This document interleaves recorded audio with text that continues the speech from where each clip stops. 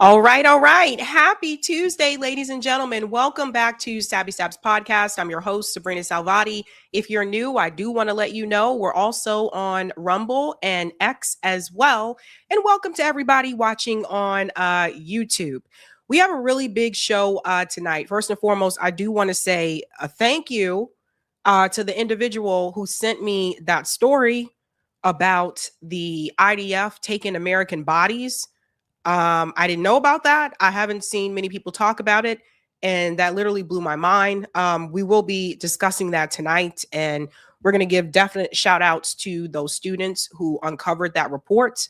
I think it's one of the most underreported stories right now, and everybody will get a chance to hear about that tonight. Many of you asking, I am feeling much, much better. I'm just basically dealing with the cough and a little bit of congestion right now, but the tired feeling and the aches are gone, which is good. I got a chance to get quite a bit of sleep, and I think that helped a lot. But whatever's going around, if you got it, I hope you feel okay as well. I also want to let you guys know, I recently went on to a Coach Collins show. Definitely check him out. It appears he wasn't feeling too well as well. So I don't know what it is that's going around. But definitely check out that conversation. We talked about top versus bottom and, focusing a lot on that and where we can all kind of meet in some way, shape, or form. So tonight's theme, ladies and gentlemen, is Fool Me Once. I know I've used that theme before, but it's very fitting, especially when we get into the inflation story.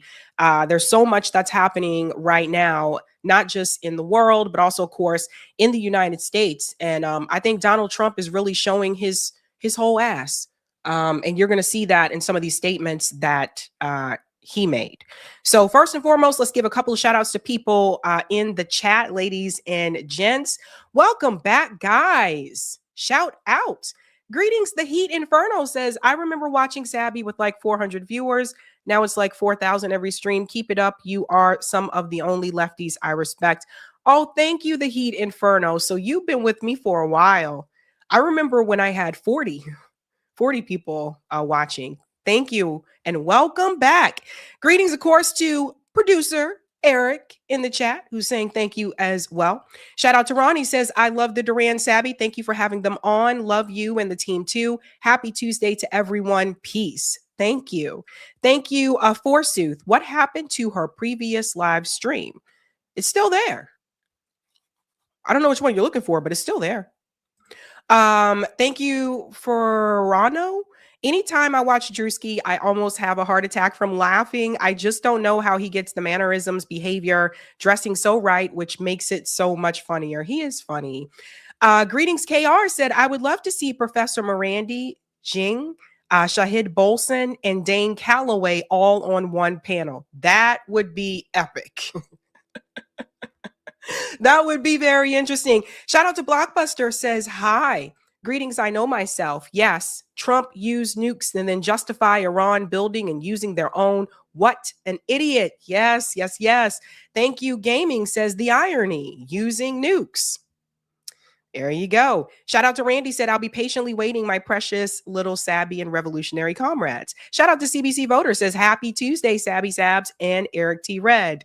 The random Anna said, who's buying this? We're going to call it Fanta. Coach Collins said they call it Fanta. Who is buying this Fanta thing? I don't know. I'm going to side eye it until I see otherwise. So I will go ahead and tell you guys this. A number of commentators have already had their videos removed for discussing the Fanta. So we can't talk about the Fanta on here. Maybe I can do a stream or a video about the Fanta on X and Rumble, but not on the tube, man, not on the tube. Greetings, Joe says, you know, they're going to do this. American middle class cannot comprehend. Yeah, same thing, Charles. We're calling it the Fanta. DW about that Fanta. Just stay away from Richard Gere and you should be fine. Greetings, Lauren says, doobie or not doobie? That is the question. I know when some people said, you guys said you missed the doobie doo. I'm going to try to see if I can add that to the outro. I still have that audio somewhere. I have to search for it, but I'm going to try to see if I can add it to that. And shout out to my comrade JB says, good evening, everyone. Trump not thinking about how most Americans are doing financially is on brand because he is so disconnected. And now many Trump voters realize it. Most politicians are as well. Yeah, I mean, he didn't even try to pretend like he cared. He didn't even try. And thank you. I only says Sabby is a great journalist researcher. Oh, thank you. I still don't call myself a journalist. I still say I'm a commentator, but thank you so much. New York Varsity says, ready for this, Sabby. Let's go. And we are about to go. We are about to do it. First and foremost, let's go ahead and give a shout out to Sabby patrons. Thank you guys so much for your support. I really do appreciate you, fam. If you are interested in being a Sabby patron, I got 5 categories for you, folks. We have the ultimate, the Sabinators. Don't forget about those Sabsters. We also have Sabbies who are not too shabby. And last but not least, we have the members. Yeah. All of their names are listed here. And you can also see their names scrolling across the bottom of the screen there on the ticker throughout the live show. I also want to give a shout out to new Sabby patrons. We like to call them newbies. Let's give it up for Alan Hill. Not Hank Hill from King of the Hill, but Alan Hill. Welcome and thank you so much. By the way, did you guys know, I don't know if you guys watch the show or not, but did you know that the King of the Hill, hold on. There we go. Did you know King of the Hill, actually, they came back and they did a brand new season where Bobby is all grown up and he's an adult. Have you guys seen it? It's actually pretty good. Like, I was curious. I was like, I want to check this out and see if it's still the same. And it was pretty good. Now, the actor who played, I think his name was John Redcorn. That actor actually passed away. So they do like this dedication to him. So yeah. He's not there, but I think all the other voice actors are still there participating. But the new King of the Hill was actually pretty decent. So I was surprised. Yeah, I liked it a lot. It was weird seeing Bobby as an adult because you're so used to him being like little Bobby. Yeah. Redcorn. Yes. Thank you, Kinman. Yeah. Redcorn. Yeah. And Hank is, man, Hank used to crack me up. I make propane. What did he say? Sell propane? I sell propane and propane accessories. Some of you in Texas, you probably familiar with that. You probably know what's up with that. Okay. Anyway, enough King of the Hill. Let's go ahead and get into tonight's stories. I do want to go ahead and show you that thumbnail so you can see what we are discussing tonight. Again, interesting set of stories tonight. Ladies and gentlemen, tonight we are discussing, yes, believe it or not, things are escalating in the Strait of Hormuz. This is insane, but it's true. There is a U.S. nuclear sub. And I spoke about that with the Duran. So this is the very first time the Duran has been on the show. They're so nice guys. They're really great. I don't know if you guys, if you don't follow them, definitely check out their work for geopolitics. Their names are Alex and Alexander. And Alex is in Cyprus and Alexander is in London. But they do fantastic work. So I'm so glad I was able to speak with them. But we get into the recent updates about what's happening with the Iran war. And like I said, Donald Trump is showing everything but slowing down. This is full on escalation. We're talking about the U.S. has already sent a nuclear submarine. So this is getting crazy. We also get into recent reports that just dropped about the UAE and their direct involvement. Things are getting crazy, guys, getting crazy. We're also going to discuss, you'll see that picture there of Donald Trump in that first square. Inflation is up, and Donald Trump just is on his way to make a deal with China. He is going to speak to Xi Jinping, and the report is already out. When I tell you what he wants China to do in the United States, you guys are not going to be happy about that, because of course it goes against everything that he said about America first. We're going to get into that. We're going to get into what Ro Khanna said. Ro Khanna is warning against this, what Donald Trump wants to do. But the big fact is that inflation is up, and Donald Trump is being very vocal out here to news reporters saying he don't really care if we're struggling. He doesn't care how we feel. He does not care. That's what he said. So do what you will with that, if you may. We're also going to discuss Cory Booker has been caught, ladies and gentlemen, hand in the cookie jar, full on. I warned people about this. I knew this dude did not change. I knew it. I knew he did not change. So he is exposing himself, and I'm going to send the alarm and sound the warning for the rest of you guys. The Democratic Party, some of these candidates, they really caught on to the fact that, okay, well, people don't want us taking money from the pro-Israel lobbies. So they're saying that they're not going to take that money, but they're doing something else instead. So Cory Booker has been caught. We'll get into that. We're also going to discuss, you'll see there's a picture there of J.D. Vance. We're getting into Donald Trump's third term. That's what we're going to discuss, because here's the thing. The writing is already on the wall, and the way that things are lining up right now, it is possible that Donald Trump is actively going to seek a third term. He is not putting the pieces in place right now to pass on things to J.D. Vance or Marco Rubio, and both of them are horrible too, by the way. And I'm here to warn everybody. Professor Jing just talked about it, even though I guess Professor Jing is apparently not a professor in real life, but just talked about this. I don't agree with Professor Jing on some things. Some of the stuff can be kind of cuckoo, but I do believe he's 100% correct here that Donald Trump is going to try to actually accomplish that third term. And last but not least, this story is really shocking to me, and I hope more people report on it. You'll see a picture there of Benjamin Netanyahu, a investigative report that was actually uncovered by college students. It has now been published that Israel has been taking American bodies. And I'm not exaggerating here. We're going to get into all of that, and I'm going to tell you what the family members had to say about all of that. It's one of the most underreported things that is happening right now, that the U.S. government is actually allowing Israel to take American bodies and take them to Israel for the purpose of the IDF. So I think a lot of people don't know about this. So I'm glad that, someone sent me this story because I wasn't aware about it either, but it's very, very concerning. So we're going to get into all of that, ladies and gents. Again, tonight's theme is Fool Me Once. And if you have not done so, please do me a solid and smash that like button. And if you're new, don't forget to like, sub, and share just like a Care Bear. So let's go ahead and get into the first logistics. I'm actually going to start with the Duran, with the Iran war update. Let me get this ready here. So, where's my, okay, there we go. What did I do? I pressed the wrong button. Okay, here we go.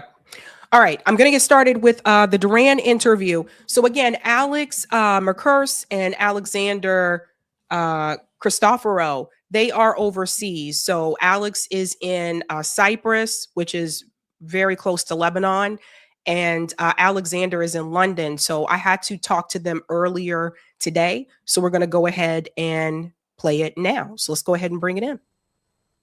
And I'll bring myself to Sabby Sabs podcast. I'm your host, sabrinasalvati. My special guests today are Alex Christoforo and Alexander Mercurse. They are geopolitical analysts and they are the host of the Duran. Welcome to the show the first time. So glad to talk to you guys. And delighted to be here, if I can say. Thank you. Thank you for inviting us. Great to be here. Well, there are some interesting times happening right now with the Iran war. Donald Trump just announced that he is ready to possibly relaunch Project Freedom, whatever he called it. And he is posting this right now on Truth Social. I don't know if everybody has seen this, but he said, Bing gone. That's from the White House account. And Donald Trump posted these pictures that say, bye fast boats. The other one says lasers, Bing gone. So things are definitely escalating. There's a couple other things I'm going to get into as well. But I wanted to get your opinion about this, the fact that Donald Trump wants to relaunch this war and the way that he's bragging about it on social media. Well, I think this is unsurprising. It's been like Trump from the first day that he started this war. He starts, he talks sometimes about, the fact that he wants to come to an agreement with the Iranians. He doesn't really want to negotiate with the Iranians. He's got a developing economic crisis. Oil prices are rising. He wants to find some way to end this fast. He's not prepared to make concessions. So he swings back from time to time, and he talks about war and restarting the war. And he does this in this extraordinary, crude, childish, cartoon-like language, which is wholly inappropriate, talking about a war of this kind. And of course, there's always the risk, there's always the danger that you will go down this path.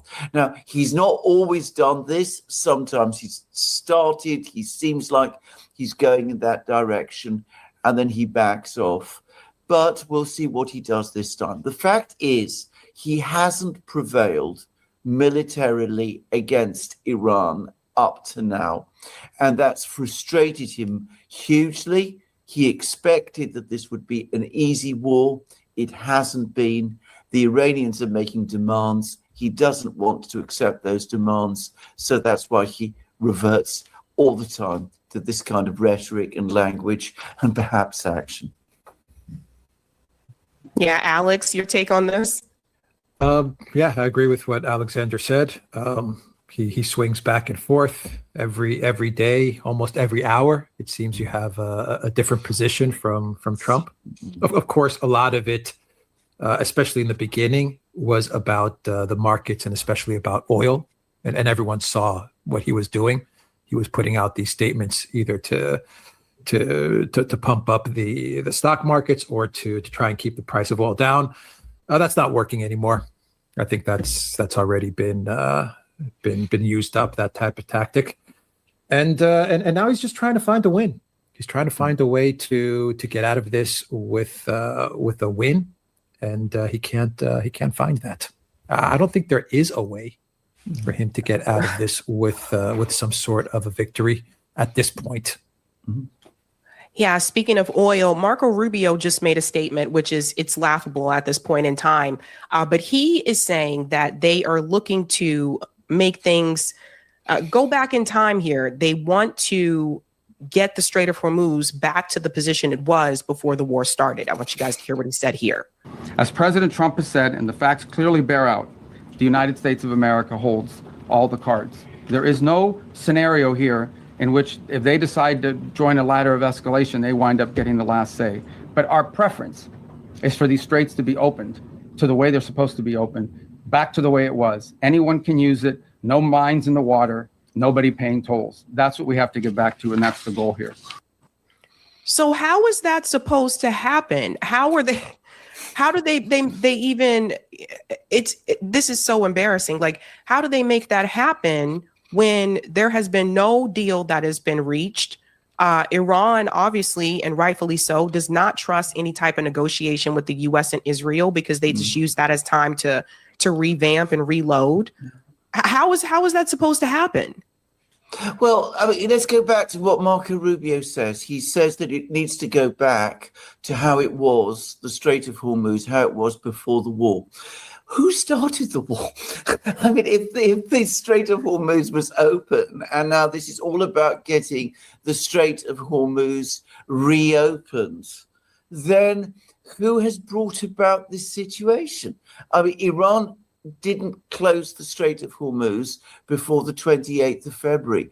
It closed it when the United States attacked Iran on the 28th of February. And he says that Iran has no cards. Iran obviously does have cards, because if they didn't have cards, we wouldn't have a situation where the Strait of Hormuz is closed in the way that he says. And what Marco Rubio is saying there, what the Americans, what the administration, what Donald Trump, the president, is saying, is that we want the Iranians to go back to what was before we started the war. And if they don't, we're going to continue the war. We're going to continue that very same war that created this problem in the first place. So there is absolutely no logic in any of this. There's no taking of responsibility or acceptance of the blame, which clearly lies with the president and his officials for starting the war. There's no acceptance of any of that. Instead, there's thrashing around. There's making more threats to the Iranians. There's this bragging and bravado that we hear from Marco Rubio and the president about the Iranians having no cards, when the reality tells us the completely different story. Alex, do you feel as though Marco made this statement because of the pressure that he may be getting from, in particular, Americans because of the oil prices? I think Rubio is making these statements because he wants the conflict to continue. I think that Rubio is very much on the neocon side of things when it comes to the Trump administration, and while he was one of the people allegedly who warned Trump about this conflict, he didn't stop Trump. According to the New York Times, Rubio, Kaine, especially Vance, they told Trump not to do this. Netanyahu convinced Trump to go ahead with this military operation, telling Trump that it would be a couple of days operation and they would get the regime change, and then Trump would be the great victor in this conflict with Iran, in very much the same way that things unfolded in Venezuela. It didn't happen, and Rubio allegedly said that this was a bad idea, but they've been all for this conflict. They've been all for this escalation. Rubio has been for this escalation. He's been for a conflict with Iran going back to his days in the Senate. I think that they want this to continue. I think it's about Iran. I think it's about China. I think it's about Russia. I think there's a lot going on, and Rubio is part of that neocon contingent in the Trump White House. Yes, he is indeed. I've talked about the majority of Americans are against a war with Iran.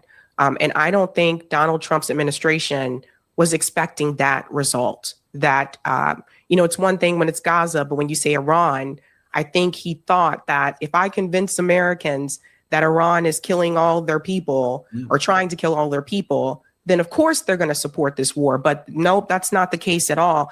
And I'm curious, what is the reception like where you guys are? Like, what is the reception from people, in London, Alexander? What is the perception from people in Cyprus about this war with Iran? Are they against it just as much as Americans are? Well, but before I answer that, and just going off what you just said, what Rubio is also trying to do in those words, he's doing exactly what you said. He's trying to blame the situation in the Strait of Hormuz on the Iranians, not acknowledging that it was the war that he started and his president started, which brought about this situation in the first place. So there is great manipulation of language and great manipulation of information going on, and we all need to be aware of it. Now, in Britain, people are overwhelmingly opposed to the war. I mean, this isn't a war that the British nation or indeed the British political class supports in any way. There are some people very much on the right of British politics in the Conservative Party, in Reform, who are very hostile to Iran for all kinds of reasons. And you find a few voices who support the war against Iran, but they are very, very much the minority here. And I have to say, of course, this also builds on the fact that Donald Trump himself altogether is not liked at all in Britain. And a war which he starts is going to be unpopular anyway. But this war with Iran is particularly unpopular because the British could see that there was no cause for it. Yeah, people hate this war. Yeah, people hate this war. Yeah. And they hate this war for many reasons, but one of the big reasons that they hate this war is the effect that it's having on the people here, on the economy, on the tourism, and people don't understand why is the U.S. even involved in this. I mean, people talk about Hormuz being open before this all started. So, what's the purpose of all of this? Why are you blockading Iran? Why did you tear up the JCPOA? You had a nuclear deal. Is this really about uranium enrichment? Because that seems to be a very simple problem to solve, and people understand that.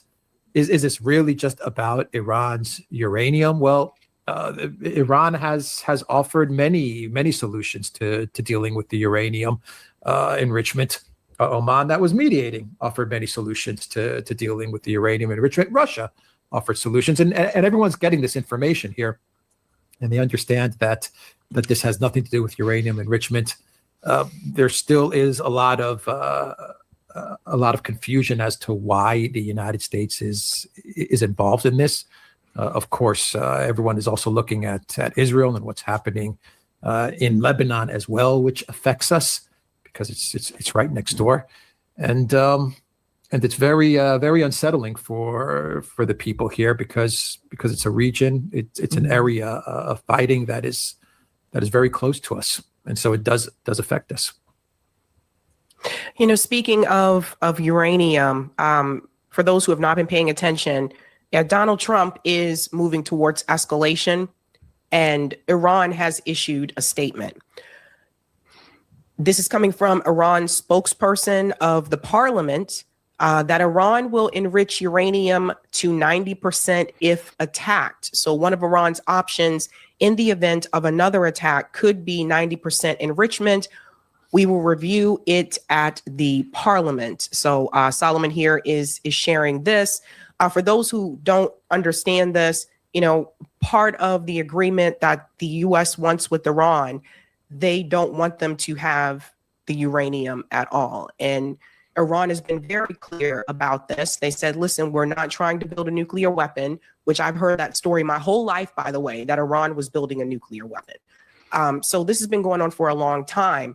And this is their way, I think, of having that leverage of pushing back, saying, like, if you attack us again, which it's heading in that direction, which I'll point out later on, that we are going to enrich to 90%. So Donald Trump is out there telling people the Iranians, they have, no cards, and the Iranians, they really don't have anything to play here. They're losing. We obliterated their navy, their military. They have nothing left, but they do. Well, absolutely they do. And I would point out, just again, following up what you just said, that of course the Trump attacked Iran in June and claimed that Iran's enriched uranium at that time had been obliterated. That's what he repeatedly said. And here we now have a situation where instead of an agreement on the uranium, which is exactly what you both were saying, that we've had plenty of opportunities for agreements about enriched uranium, and Iran has repeatedly said it doesn't want to be a nuclear weapons country, and it has never violated from that position. For 20 years, people have been talking about this issue, and throughout that time, Iran has never taken any step towards acquiring a nuclear weapon. But now, under attack, they are talking about 90% enrichment. And you could see where this is coming from, because the Iranians are saying, look, we always said we didn't want nuclear enriched. We didn't want a nuclear weapon. We were prepared to place restrictions on our right to enrich uranium. We entered into the JCPOA. We bent over backwards to try and accommodate these completely pointless American concerns that have no real basis, but we bent over backwards to accommodate them. All that's happened is that we have been attacked. So now we are going to enrich the uranium that Donald Trump told the American people a few months ago had been obliterated. We're actually going to enrich it all the way up to 90%. And that finally takes us very close to the point where we can actually start moving towards developing a nuclear weapons capability. We're not saying that we will, but that's what we can do. And who has brought us to this point? Again, it is the president, his officials, who have conducted this campaign of war against Iran, which up to this time was seeking a negotiated solution. Alex? The uranium enrichment, I don't know if it's so much of a deterrent, the nuclear weapon for Iran, to be quite honest. Even if they were to get to that level, even if they were to have a nuclear weapon, I don't think it would deter the United States and Israel. Actually, I think it would embolden them. That's my take on it. I mean, I look at the conflict in Ukraine, and I look at Russia with 5,000 nukes, 6,000 nukes. It hasn't stopped the West from launching attacks into Russia, into internationally recognized Russia, not Ukraine, not the battlefield in Ukraine, not what they consider disputed Russian territory or Donbass or Crimea or anything like that. It hasn't stopped them from launching strikes. True, drones. We're talking about drones and stuff like that. But still, you launch drones into Moscow. You launch drones into St. Petersburg.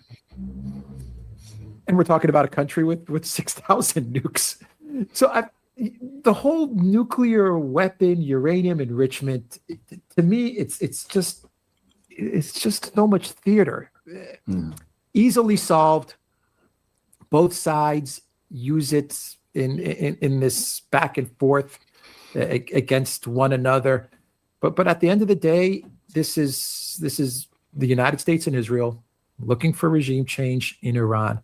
The United States looking to disrupt China, looking to disrupt oil trade, energy trade, looking to monopolize oil and energy trade, looking to break up BRICS. I think there's a lot of different things going on. And don't discount the fact that there are a lot of people making money off of all of this, which is happening. And it's happening right in front of us. I mean, it's so blatant and obvious. The market trading, all these, the prediction markets, all these things that are going on. But, this political elite class doesn't really care. It doesn't really bother them at all. They're actually happy doing all of this right in front of our faces, it seems. That's a really good point. Donald Trump, oh gosh, he's all over the place. But in this recent interview, he says the exact opposite. He is telling people here that Iran wants the U.S. to come in and take the uranium. And they said to me, just to put it on the record, they said to me, there are only 2 countries in the entire world that could ever get that stuff out of there because we don't have the equipment and nobody else. They said China and the United States. So I just want to let you know, those pilots did an unbelievable job, very dangerous job at 1 o'clock in the morning. Think of it. No moon, no nothing. We had no light, purposely. And every single one of those bombs were right down an air chute in a granite mountain that exploded. And they are unable to get it, even if they wanted to. But we're not going to take a chance. So that's part of the deal. So, sir, are you saying that Iran agreed to allow the removal of all their enriched uranium? Yeah. Well, they did it 2 days ago. They didn't, okay? They did 2 days ago. They said, you're going to have to take it. We were going to go with them, but they changed their mind because they didn't put it in the paper. So when they sent us this document that we waited 4 days for, that should have taken 10 minutes to do, look, very simple. We get that. They guarantee no nuclear weapons for a very long period of time, and a couple of other minor things, but they just can't get there. So they agree with us, and then they take it back. But they said to us that it was so badly obliterated, was the word they actually used. That was my original word. Then it got challenged by some of the fake news. And it wasn't challenged with any knowledge. It was just challenged like they were hoping that this wouldn't have been so successful. No, it was obliterated. We have the greatest military in the world. I built it largely in my first term, and I didn't know I'd be using it quite this much in my second term. But very simply, when they say, does he have a plan? Yeah, I have a plan. The plan is very simple. In war, you have to change. You have to be flexible. You have a lot of plans, but you have to do different plans in different days. But I have a great plan. But the plan is they cannot have a nuclear weapon. And they didn't say that in their letter. Mr. President. So do you believe that Iran said they agreed with Donald Trump that, okay, yeah, you can come and take the uranium? Well, the Iranians are absolutely denying this. They say they've never had any kind of conversation or discussion with Trump of this kind whatsoever. And I'm sure that they're saying absolutely right. Now, let's just unpack what he said here, because if it is absolutely true, if it were true, what he said was true, and that the Iranians told him, we can't access this uranium. The only 2 countries that can are the United States and China. So we can't access it. Then what's the problem? Why launch the attack on Iran on the 28th of February in the first place? Where's the urgency? Where's the crisis? If everything was obliterated in exactly the same way that Trump says, why did he attack Iran and tell everybody that Iran can't have a nuclear weapon? So he says one thing one day, he says something completely different the next. If you take time analyzing it and putting it all together, the illogic and the contradictions become immediately obvious. And, well, they make absolutely no sense at all. And the Iranians have just, by the way, said that. They say they've given up trying to understand Trump, because he says one thing one day, something completely different the next day. And when you sit down, none of it makes sense or bears any resemblance to what is really going on. He's made all kinds of, just to go off of what Alexander said, when we go back, when we dial it back to the second round of the war, 60 plus days ago, he put out their protesters. We're doing it for the protesters. Remember what Trump said? We're coming. The U.S. is coming soon, or we're going to come and save you. So get out onto the streets because we're coming to rescue you. He said stuff like that. He was talking then about 47 years of Iran doing this and that to the United States. It's been 47 years, and Obama didn't do anything, and Biden didn't do anything, but I'm going to do something. So he was throwing out the whole 47 years of Iran delaying and provoking the United States. So he went with that line. He went with the ballistic shield. Remember when he was talking about not even nuclear weapons? It was about ballistic missiles. They can't have ballistic missiles because the ballistic missiles are going to be a shield so that then Iran can produce a nuclear weapon. So we have to go to war with Iran in order to remove their ballistic shield, even though the uranium has been obliterated. So we got to get rid of the ballistic shield.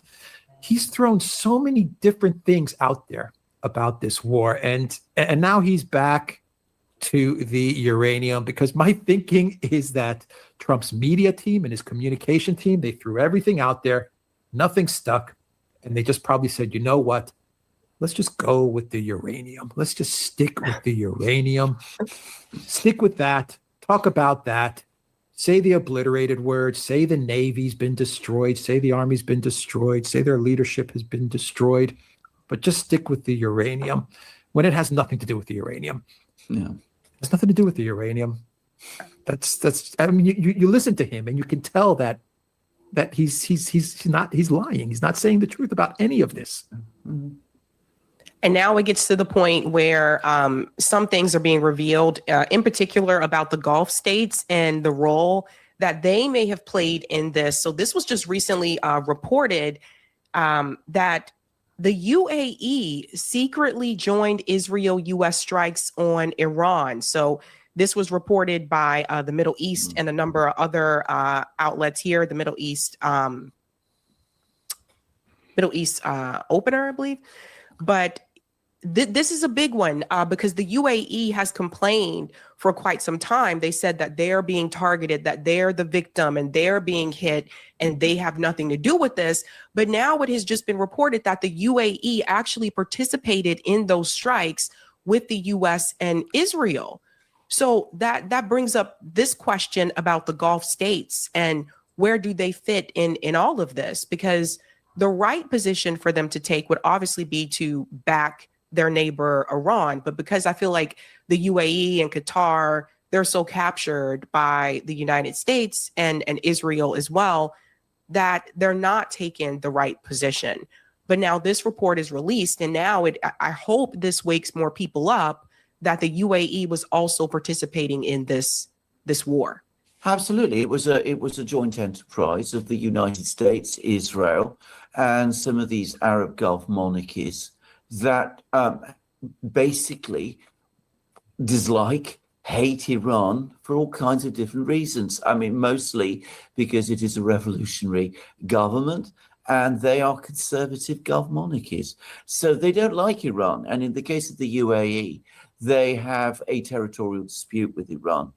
And of course, there's the religious differences. And this is, I think, true to a great extent of all of the Gulf states. The UAE has been the most aggressive and the most visibly aggressive. They've pretended that, they're the victim when in fact they were the aggressor. But we got lots of reports before the war that even those Gulf states like Saudi Arabia, which were pretending that they didn't want to see a war, in private, they were all urging it. And I'm sure that is true. The UAE was the most aggressive and it became most heavily involved because I am sure they have territorial ambitions against Iran. They want to take bits of Iranian territory, Harg Island, I believe that they've even got claims to, but certainly islands in the Strait of Hormuz, and probably more things too. And they thought that if they joined the ride, they were all confident it would end quickly and they would be victorious and they'd come away with the pieces. And of course, it's turned out otherwise for them. And as you absolutely rightly say, it was a huge mistake. And now they find themselves in a situation of conflict with their neighbor, Iran, and with a situation where their co-aggressors, the United States and Israel, are turning out to be far less effective and far less powerful than they'd assumed. Yeah, the Gulf states' role in all of this, to me, is what the Europeans' role was in Ukraine. The Gulf states' role in Iran is what the EU and the European states' role was in Project Ukraine. Same thing, same exact thing. Regime change. We're going to do X, Y, and Z, and we'll remove the government in Iran. We're going to do X, Y, and Z, and we'll remove the government in Russia. They all went along with it. The Gulf states went along with it. The Europeans went along with it. No one told the United States, don't do this. Stop. We're not for war. We're not for regime change. Don't go forward with this. The Europeans didn't tell this to Biden. The Gulf states did not tell this to Trump. They went along with it. Use our airbase, use our airspace, use our military facilities. They thought it was going to be a quick operation. The power of the United States was going to overwhelm the Iranians. The power of the United States is going to overwhelm the Russians. That's what they thought. The sanctions are going to lead to the downfall of Putin. They all thought that. And at the end of the day, what were they all hoping for? The Gulf states and the Europeans. What was promised to them? The regime change, the resources, the energy, the territory, being part of the empire, being part of the hegemon, the power of the collective West. All of these things are promised to all these countries that go along with these schemes. And that's it. They go along with these schemes. The disappointing part to all of this, and I say this as someone in Europe, and I think it holds true for the Gulf states as well, if you're a citizen of the Gulf states, is that your leadership failed you, because they should be the ones saying, not in our region. Stop, don't do this. Once upon a time, these countries would tell this to the United States. They did have leaders who would say, stop, don't go through with this, or we're not going to support you in this military operation. But now they just go along with it. And they believe that this is going to be a very simple operation. It's going to turn out well. I don't know why they believe this when we have so much history, which shows that none of these things ever turn out well. But you know, they believe that the United States has the capabilities to remove these governments quickly and easily, and they buy into it. Qatar just released a statement, pretty much a threat here against Iran about the Strait of Hormuz. Regarding the freedom of navigation and the disruption that's happening, unfortunately, right now in the Strait of Hormuz, and those military operations that are conducted over there are not helping in de-escalating the situation.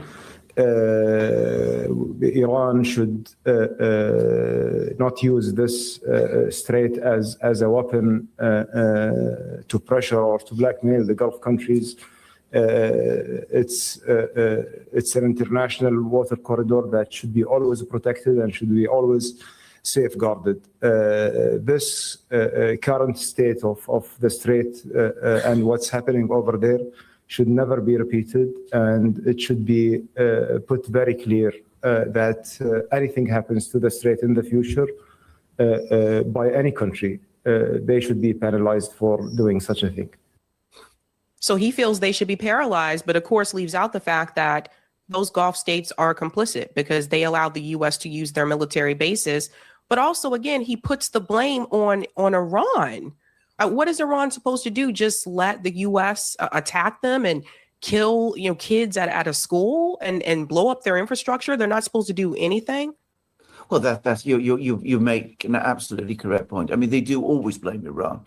It is always Iran that is at fault, because if they don't blame Iran, then inevitably some of the blame is going to be addressed at themselves, because exactly as Alex was saying just now, and just exactly as you said, they are complicit in this affair. So, I mean, they don't want to say that it is Iran that was attacked and it was Iran that was the victim in this, because then that opens up the question of who in that case attacked it. And the answer is the United States, Israel, the UAE, as we now know. And those who facilitated it, well, they themselves. So they retreat into this double language, this complete language, this basically distorted attempt to try and justify and explain everything. And they completely refuse to acknowledge or accept that the Iranians have a position, a legitimate position, which they need to defend. Yeah, the Hormuz was, we've said it many times, Hormuz was open 60 days ago. It was free and it was open. Where were you, Qatar, Saudi Arabia, UAE, where were you 60 days ago? Telling the Trump administration, no. Where were you? We now see that they were going along with it, right? So once again, it's as Alexander says, they're looking at Iran and they're saying you're at fault. Anyone that closes Hormuz going forward, they're going to be punished. Well, what about the United States and their blockade on Iran? Is the United States going to be punished? You know, what about what Israel's doing to Lebanon? I mean, do we not talk about that? You know, as all of this is happening in Iran, Israel continues to move forward with an operation in Lebanon. The U.S. blockaded Venezuela. They're blockading Cuba. They're blockading Iran. I mean, the whole thing is getting so out of control. And they're the ones that are lecturing the world about free navigation and international trade. What are you talking about? You're blockading half of the globe. It doesn't make any sense unless you look at it from a geopolitical China, BRICS, Russia, Iran, USD regime change. When you look at it from that perspective, then it starts to make some sense. And it seems like this sounds like a threat to me. This just came through Al Jazeera from Mike Huckabee, who is the U.S. ambassador to Israel. Mike Huckabee is saying that Gulf states will have to make a choice, Israel or Iran. And to me, that kind of sounds like a threat, because the Gulf states have already, in my opinion, made it clear that they're siding with, they chose Israel. They chose Israel and the United States. So what is this all about? Are they going to try to attack the Gulf states now?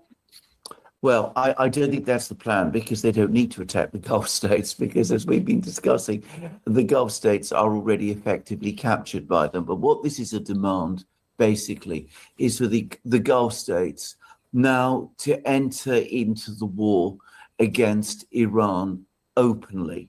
And there's clearly pressure from the United States and Israel to do that. In other words, to participate directly in the war against Iran. Now, why the US thinks that's going to achieve anything effective, successful in the war, is very difficult to say. But there is another side to this, because, of course, some of the Gulf states have established diplomatic relations with Israel through what are called the Abraham Accords. The UAE, I believe, is one. So what the US now wants, what Mr. Huckabee wants, what the Israelis want, is for that to be expanded. They're saying to Saudi Arabia, you're either with us or you're against us. You're with us with Iran. You go to war with Iran and you establish diplomatic relations with Israel. And if you don't, then we might not attack you, but we will treat you as an enemy and as an ally of Iran. So it's a very stark threat. You're either with us or you're against us, right? George Bush. Yeah, you're either with us or you're against us. Yeah. Yeah. I mean, you know, it's copy paste Europeans and Ukraine. Unfortunately, the Gulf states are doing the exact thing that the Europeans did with Russia. The exact thing. They should be doing the reverse. They should be in Washington telling Trump to back off, and they should be using whatever leverage they have. And they do have some leverage. The Saudis, UAE, they have investments. They have investments with Trump family. So they should be using whatever leverage they have to get Trump to agree to a deal, to agree to the JCPOA, to agree to what Obama put together, which was perfectly fine and working. And Trump can then spin it in whatever way he wants to spin it, fine, no problem. That's what they should be doing. But instead, they're taking the exact same route that the Europeans took with Russia. And I want to show people how this is escalating at this point in time. This is probably the most damning news that just recently came through, that the U.S. deploys a nuclear submarine in Gibraltar to pressure Iran. So, and I'll show people images of this submarine here. But this is the news that's coming through, that the U.S. Department of Defense announced on the 11th that a nuclear ballistic missile submarine arrived in Gibraltar, a British territory.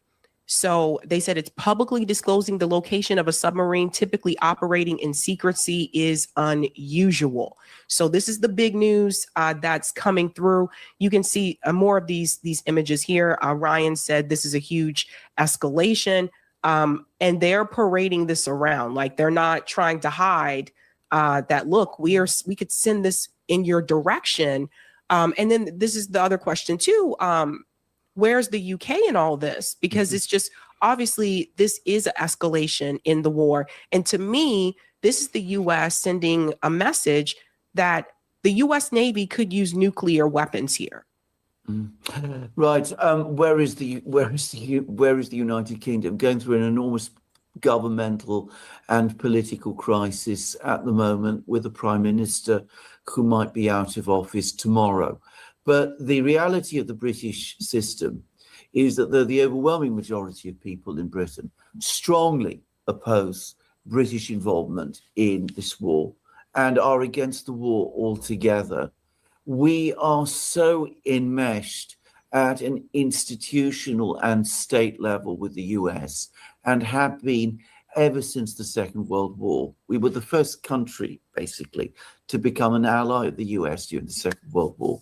So we're so enmeshed that it is almost unthinkable for the British political elite, when the US comes along and deploys submarines in this incredibly dangerous and provocative way, to say no.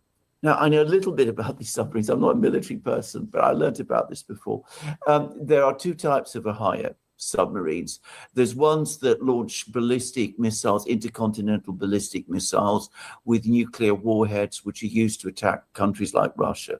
And then there are other types of Ahaya submarines which launch cruise missiles, Tomahawk cruise missiles. Now, I am assuming that this is the type of submarine that has been deployed now to the Mediterranean, can launch something like 200 Tomahawk cruise missiles. Now, some of them can and do carry nuclear warheads. I believe not all of them do. But whatever, this is an extraordinarily huge escalation, and it does point to a decision to restart the war. Yeah, at a time when Trump is going to be meeting with Xi Jinping in China for 2 days. Yeah.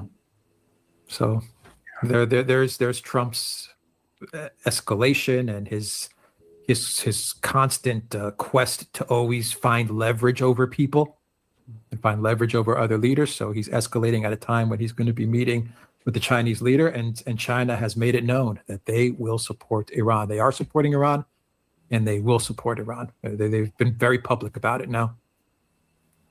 Yeah, they have. This brings up the question people are asking now about Russia, because Benjamin Netanyahu just recently had an interview on CBS, and CBS is now being called out for heavily editing that interview to make Benjamin Netanyahu look like a decent person.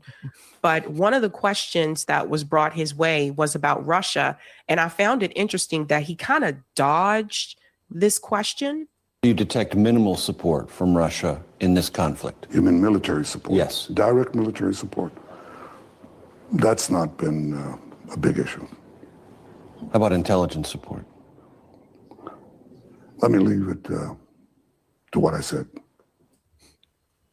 So he doesn't want to really answer that question. And Vladimir Putin just made a statement recently, which I'll show in a second, but I wanted to get your take on this. That shows that basically Vladimir Putin is, he's made it very clear in this recent video that he's had enough. And this is what many of us, the fear was that this would escalate to like a World War III. So I want to get your perspective about that. And where does this leave Russia in this equation, since China has now been so vocal that they're going to, stand by Iran?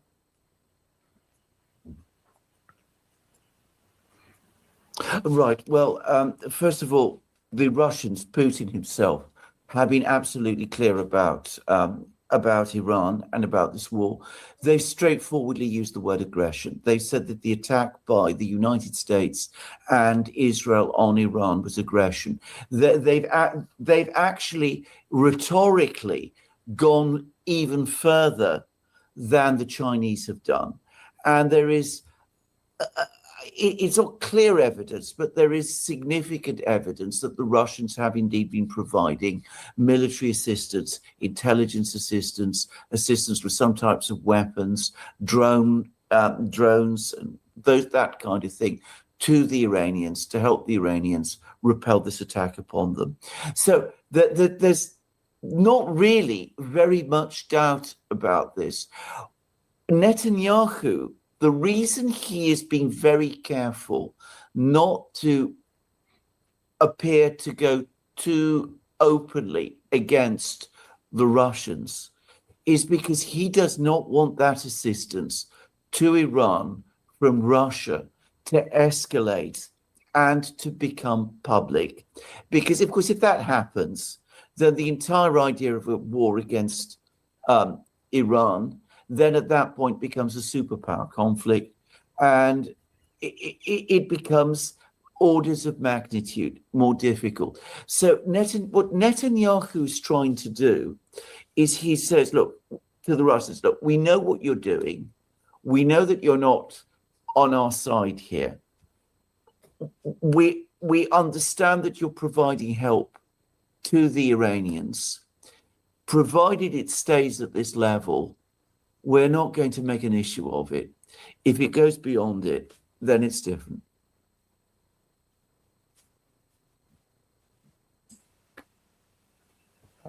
I agree with everything Alexander said. I just want to make a totally different point on that Netanyahu interview. He looks very ill, doesn't he? Yes. Yes, I noticed that too. I was like, is he sick? Like, why does his face look different? Yeah. That's the first thing that hit me when I saw that interview, and I just saw it again. He looks in really bad shape. Yes. Yeah. It's interesting times. Well, here's that statement from Vladimir Putin. So this came through earlier today. Again, Ryan, he's really on a lot of this. He said that Putin is preparing for a nuclear war. Russia announced Sarmat nuclear missile will enter active service by the end of 2026. So I'm going to play this here, and he's speaking in Russian, so we'll have to read along with the captions here. Желаю дальнейших успехов. И в этой связи скажу следующее. Работы по совершенствованию сил сдерживания были возобновлены в России и не прекращаются с начала 2000-х годов. Нам было тогда не до этого, надо прямо сказать. Россия переживала очень сложный период своей истории. Но после выхода Соединенных Штатов из договора по противоракетной обороне в 2002 году мы были вынуждены, хочу это подчеркнуть, вынуждены задуматься над обеспечением своей стратегической безопасности в условиях новой реальности и необходимости сохранения стратегического баланса сил, паритета. И именно поэтому, это еще раз подчеркиваю, в России были начаты работы по созданию перспективных комплексов, не имеющих мировых аналогов, обеспечивающих гарантированное преодоление существующих и перспективных систем противоракетной обороны. Мы поэтапно реализуем принятую в связи с этим программу развития ядерных сил. Yeah, I wanted to get your take on that. One of the things I noticed is that he did mention once again the United States withdrew from another agreement. For those who are not aware, at one point Russia did try to join NATO. I remember this. I think Bill Clinton was president at that time, and it seemed like it was heading in that direction. But then I don't know. I guess like Bill Clinton just dropped the ball on that. I don't know what happened, but they did try to join and be a part of NATO. But I want to get your perspective on that. Well, what has happened is that over the last 20 years, starting with the 25 years, starting with the ABM Treaty, which George W. Bush, by the way, it was George W. Bush that scrapped it. And you're quite right. I mean, the Russians did try to join NATO. And Putin's actually given an account of the discussion with Clinton. He says that Clinton first agreed. He said, yeah, we'll think about this, but it looks like a good idea. And then Clinton went away, and then he came back. And he said to Putin, well, now I've spoken with my people, and actually we don't think it's such a good idea. So that was how we've never had proper explanation or account of this from the American side, but that was what happened. Anyway, the Russians have watched since then, and especially since George W. Bush's time, the complete collapse of the whole system of arms control that had been created between the Soviets and the Americans during the Cold War. So we have no functioning arms control treaties anymore. And they saw NATO extended to their borders, and they saw the crisis in Ukraine develop, and they see the United States become altogether more aggressive in all sorts of ways. And the Russians, over the last 10, 15 years, have been working on a massive program to develop and upgrade their nuclear strategic arsenal, which is what Putin was talking about.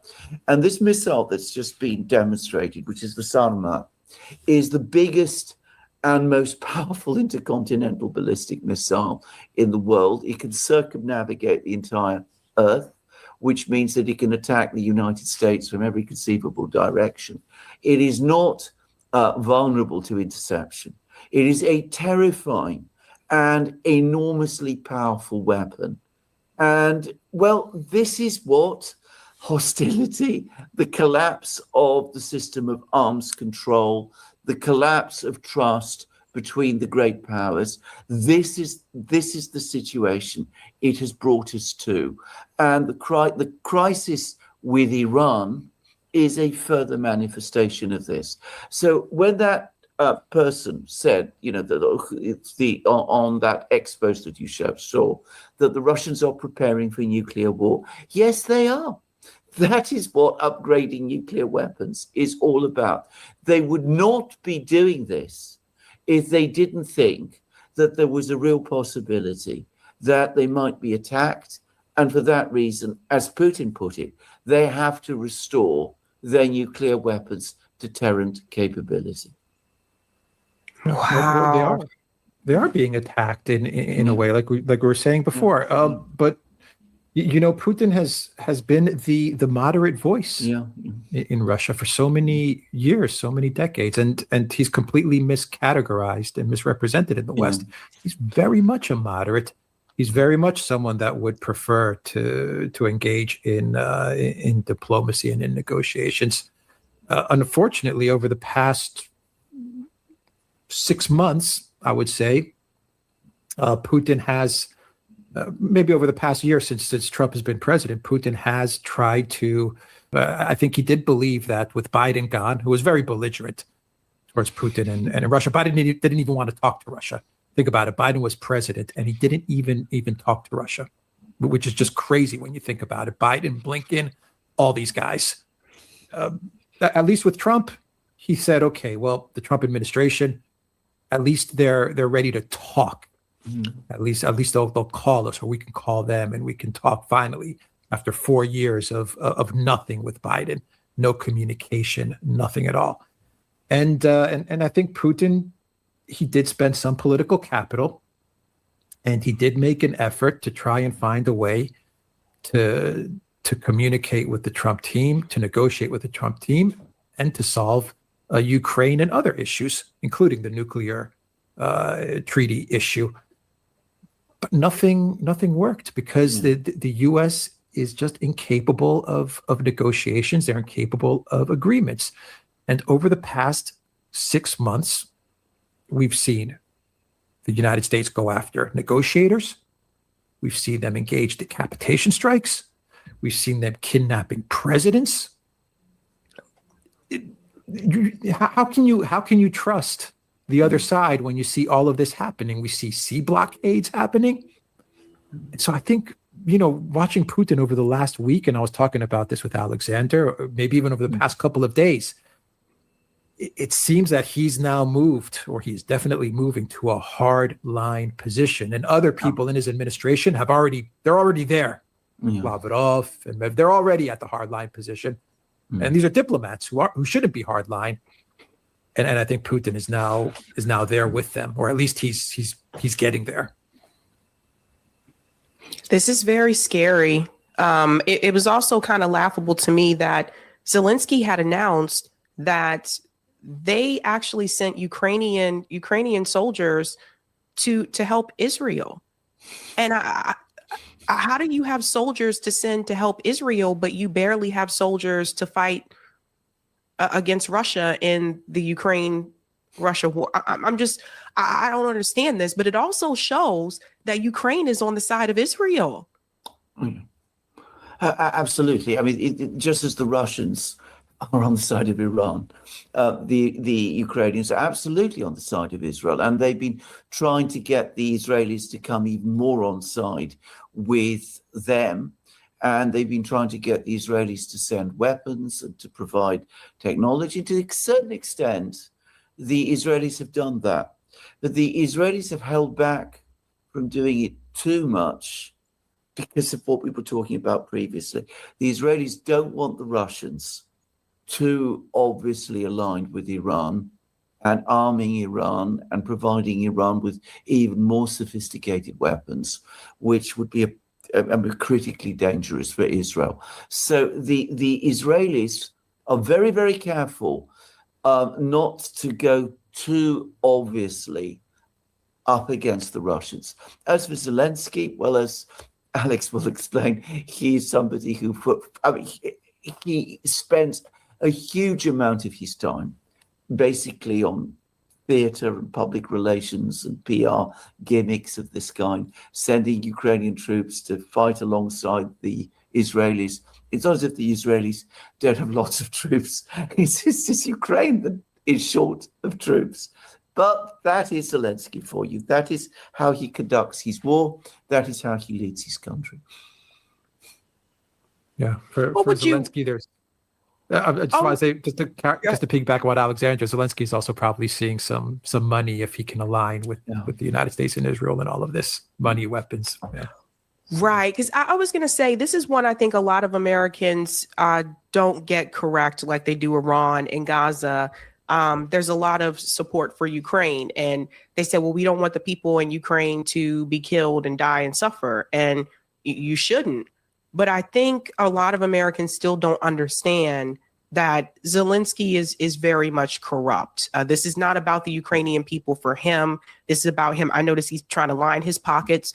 BlackRock apparently is investing in Ukraine. That's never a good sign. But then just also the fact that most Americans that I talk to are not aware of 2014. They don't know that NATO implemented a coup. They don't know the history behind all of this. What would you say to someone who says we got to back Ukraine and Russia is the problem? Well, the simplest, most straightforward thing to say at the moment is that there are agreements, potential peace agreements out there, which have been mostly negotiated.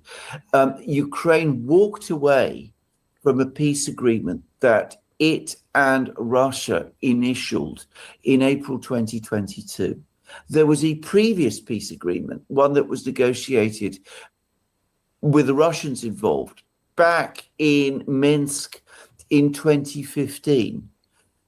it is Ukraine, and very specifically Zelensky, who have been seeking to prolong the war. And the reason they want to prolong the war is because of precisely the reason that you said, because of the profound corruption that exists there, which is only possible whilst these wartime conditions continue. So Ukraine, or at least the leadership of Ukraine, Zelensky himself, at the moment don't want peace. Far from him being a person who is defending Ukraine, he is somebody who wants the war that is destroying Ukraine to continue. And that is what, by the way, increasing numbers of Ukrainian critics of Zelensky, of whom, by the way, there are many, that's what they're saying. Not only Zelensky, Alexander, also the Europeans, I think, are kind of now in the same boat. Yeah, they need the war to continue because power and money is at stake now. And even though they all understand, maybe not all of them, but I hope that the big countries in Europe at least understand that this war is lost. They're not going to win, and Russia is not going to be defeated. I think that's very clear now. They need to keep the war going because, for them, this is about their power, their party, their running of their government, stopping the war, and then maybe you have to start accounting for all the hundreds of billions that have been poured into Ukraine. Maybe other parties, other opposition, maybe the people are going to start asking, what was all of this for? Why did we give Ukraine 20 billion or 50 billion or 100 billion? They can't risk that. So they need to keep this conflict going. There's a lot at stake for them. And it's not about caring about Ukraine. Everyone cares about their seat, their position, their hold on the government. And if Russia comes out winning, which I'm confident they are going to come out winning, they're going to have a lot of explaining to do. Interesting. Well, Alex and Alexander, thank you so much for joining me. Really do appreciate you making the time. Thank you very much. Thank you. Thank you so much. All right, guys. Thank you so much for joining me for that. If you're just joining, again, just a FYI, Alex and Alexander are overseas. So we had to record earlier today for the interview. But it was great talking to them. Those guys are very knowledgeable. If you don't follow them, if you're not familiar, they're called the Duran. So they do have a YouTube channel and they focus on geopolitical stories. So, and they travel a lot too as well. I always enjoy interviewing someone who's abroad, right? Because they are able to see things sometimes in a way that I can't see because I'm right here in the United States. So definitely check them out if you've never seen them before. They're called the Duran. All right. Remember Duran, the band? Duran, Hungry Like the Wolf. You guys remember those guys? Yeah, like that. Okay, ladies and gents, if you have not done so, please do me a solid and smash that like button. What I'll probably do with that interview is, because that separate part there about what Vladimir Putin said about wanting to moving forward to increase nuclear, Eric's going to make a separate clip of that because I think, people need to see that and hear that so they can understand where things are going. So you'll have the full interview, but you'll also have a separate clip of that as well. Let's get to some of the comments here, ladies and gents, the super chats, and then we'll get to the next story. Thank you, Snowy. Sabrina, please ask Alex Christoforo if he watched Greek Dimitri Lascaris. Oh, I've heard of him. His report entitled, "Why Israel Wants the Strait of Hormuz to Be Closed." I can message him that. Thank you so much. Thank you, Sheetsy or Sheeteasy.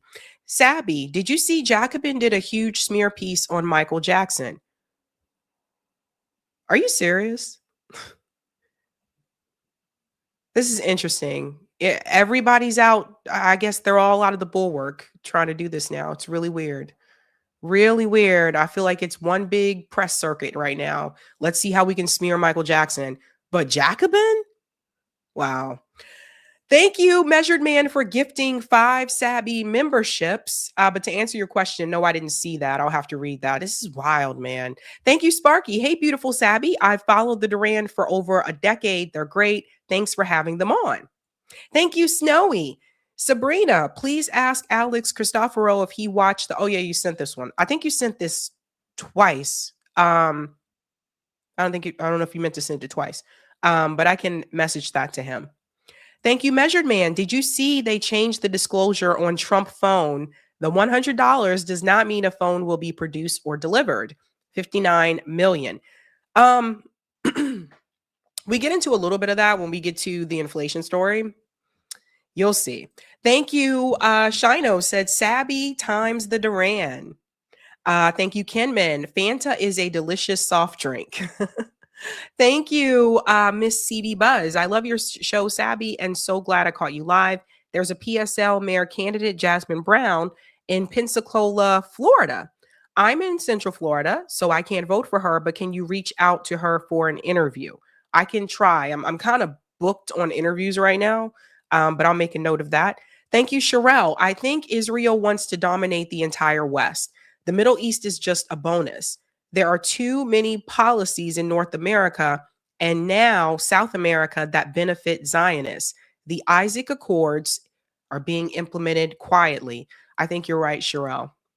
Thank you, Kevin. Tucker had on Zelensky press secretary damning. I haven't had a chance to watch that yet, so I do have to check that out. I'm actually surprised she gave an interview because I'm sure she probably was afraid to do that. So I haven't checked that out yet, but I'll have to watch it. Should be interesting. All right, ladies and gents, just to remind you, tonight's theme is Fool Me Once, and that takes me to our next story here. So I just want to take you back to about March-ish, when Cory Booker made this announcement that he was not going to take money anymore from any single issue PAC, which would include AIPAC. Just to jog your noggin here, just a reminder, shout out to Case Study QB for this clip. One thing you announced today that caught my eye is that you are giving up PAC money, accepting it. You've accepted it before, including from the pro-Israel lobby, AIPAC. You're not going to be taking money from them anymore. You're not the only Democrat who has said this, by the way. So have Governor Newsom, Governor Shapiro, Andy Beshear, the governor, they all say the same. Why? Well, so first of all, let me make it clear. 10 years ago, one of the first people in Congress to say no corporate PACs, because I think this corporate money is killing our politics. I said also that the bedrock of my support will always be small dollar or individual contributors. That's over 80% of my money. I am trying to say one of the most dangerous things in Washington right now is a corruption of money in politics. And when my team kicked it around, running for re-election this year, before we announce what's more can we do. And so ideological PACs and issue area PACs, we just said, okay, enough. We will not take that as well to set a standard. You can say all you want other people should change, but you should show yourself to me as an example before you start trying to change the system. What's going to follow this for us, and I want to foreshadow that, is an omnibus bill to end the corruption of money in politics and the corruption of our politicians who do everything from trade individual stocks all the way to a president who created his own meme coin that's being overwhelmingly being invested in by foreign nations that are enriching him and affecting our foreign policy. Senator. So, Cory made that announcement in March of this year. You should know that Cory Booker is up for re-election this year for the Senate. And when he made this announcement, you know, I saw some people cheering and said, yes, this means the Democratic Party is moving left, right? The Democratic Party is not actually left, but the Democratic Party is moving left. They're hearing our voices and they're making changes. And I kind of warned people back then that I feel like something is happening where candidates are reading the writing on the wall and they are seeing that the voters, especially younger voters, they don't want them taking money from the pro-Israel lobby. Plus you have Track AIPAC that's calling everybody out on social media, and rightfully so. And so they adjusted. Some of them adjusted like Cory Booker, and they said, okay, I'm just not going to take money from single issue PACs, and which would include also AIPAC. But what I warned people was that just because they decide not to take the money, that doesn't mean that they're not going to support legislation and vote in such a way that is going to benefit Israel. And now we are at that point because just recently, Cory Booker had another interview, this time on Meet the Press.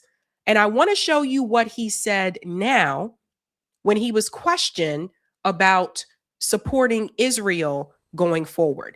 And you can almost see him get a little nervous when she brings up the Israel part.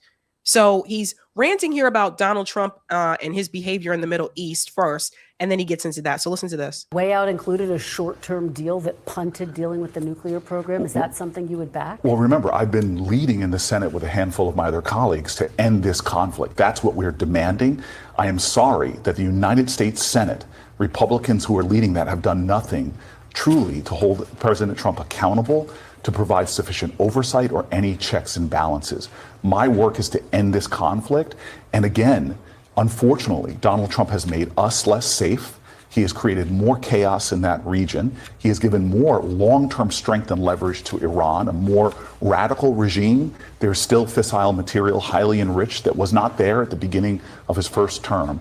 He has dug us deeper and deeper into a quagmire hold, and he is a danger. As many of his first-term national security advisors said to us, he would be a danger to national security.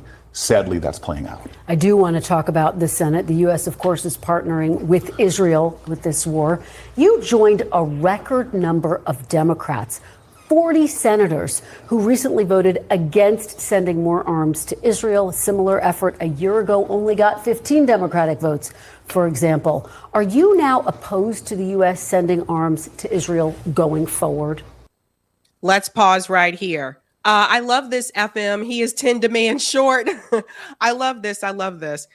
So if you just heard that part and you heard him, you heard her just say that he was one of those senators that signed on to say, listen, we're not going to send, we can't send them the weapons, and you don't know much about Cory Booker and his financial interests, the money that's been donated to him, you probably walked away from this saying, oh, okay, well, Cory Booker, he's one of the ones that signed on, and that's a good thing. But here's the part where you really miss. That's really important, because just because Cory Booker said he's not going to take single, issue packs anymore, which again does include AIPAC, that doesn't mean he's not going to continue to support Israel. And he exposes himself right here. This is what I was warning people about. Let's be clear. I'm opposed to a reckless war that has made the United States and Israel less safe, as well as our other Arab allies. I will not support arms to the United States or... Pause. Pay attention to what he just said, right? He said, Israel safe. He's opposed to a war in the Middle East that obviously would not keep Israel safe and the other Arab allies. See, sometimes these politicians, they talk so fast and people aren't paying attention to their words. And that's intentional, by the way. They give you like this word salad answer so that you're not paying attention to what you're actually saying. So just to recap, listen to what he actually says right about here. Forward. Let's be clear. I'm opposed to a reckless war that has made the United States and Israel less safe, as well as our other Arab allies. That has made the U.S., Israel, and the Arab allies safe. He doesn't say that has made the Palestinian people say unsafe or less safe. There's a whole genocide happening in Gaza. There's settler violence and killing taking place in the West Bank. But he is focused on keeping the U.S., Israel, and the Arab allies safe. That doesn't include the Palestinians. They are not considered a U.S. ally because there is no, Gaza is not a state. There isn't a Palestinian state. They don't have statehood. Did everybody catch that?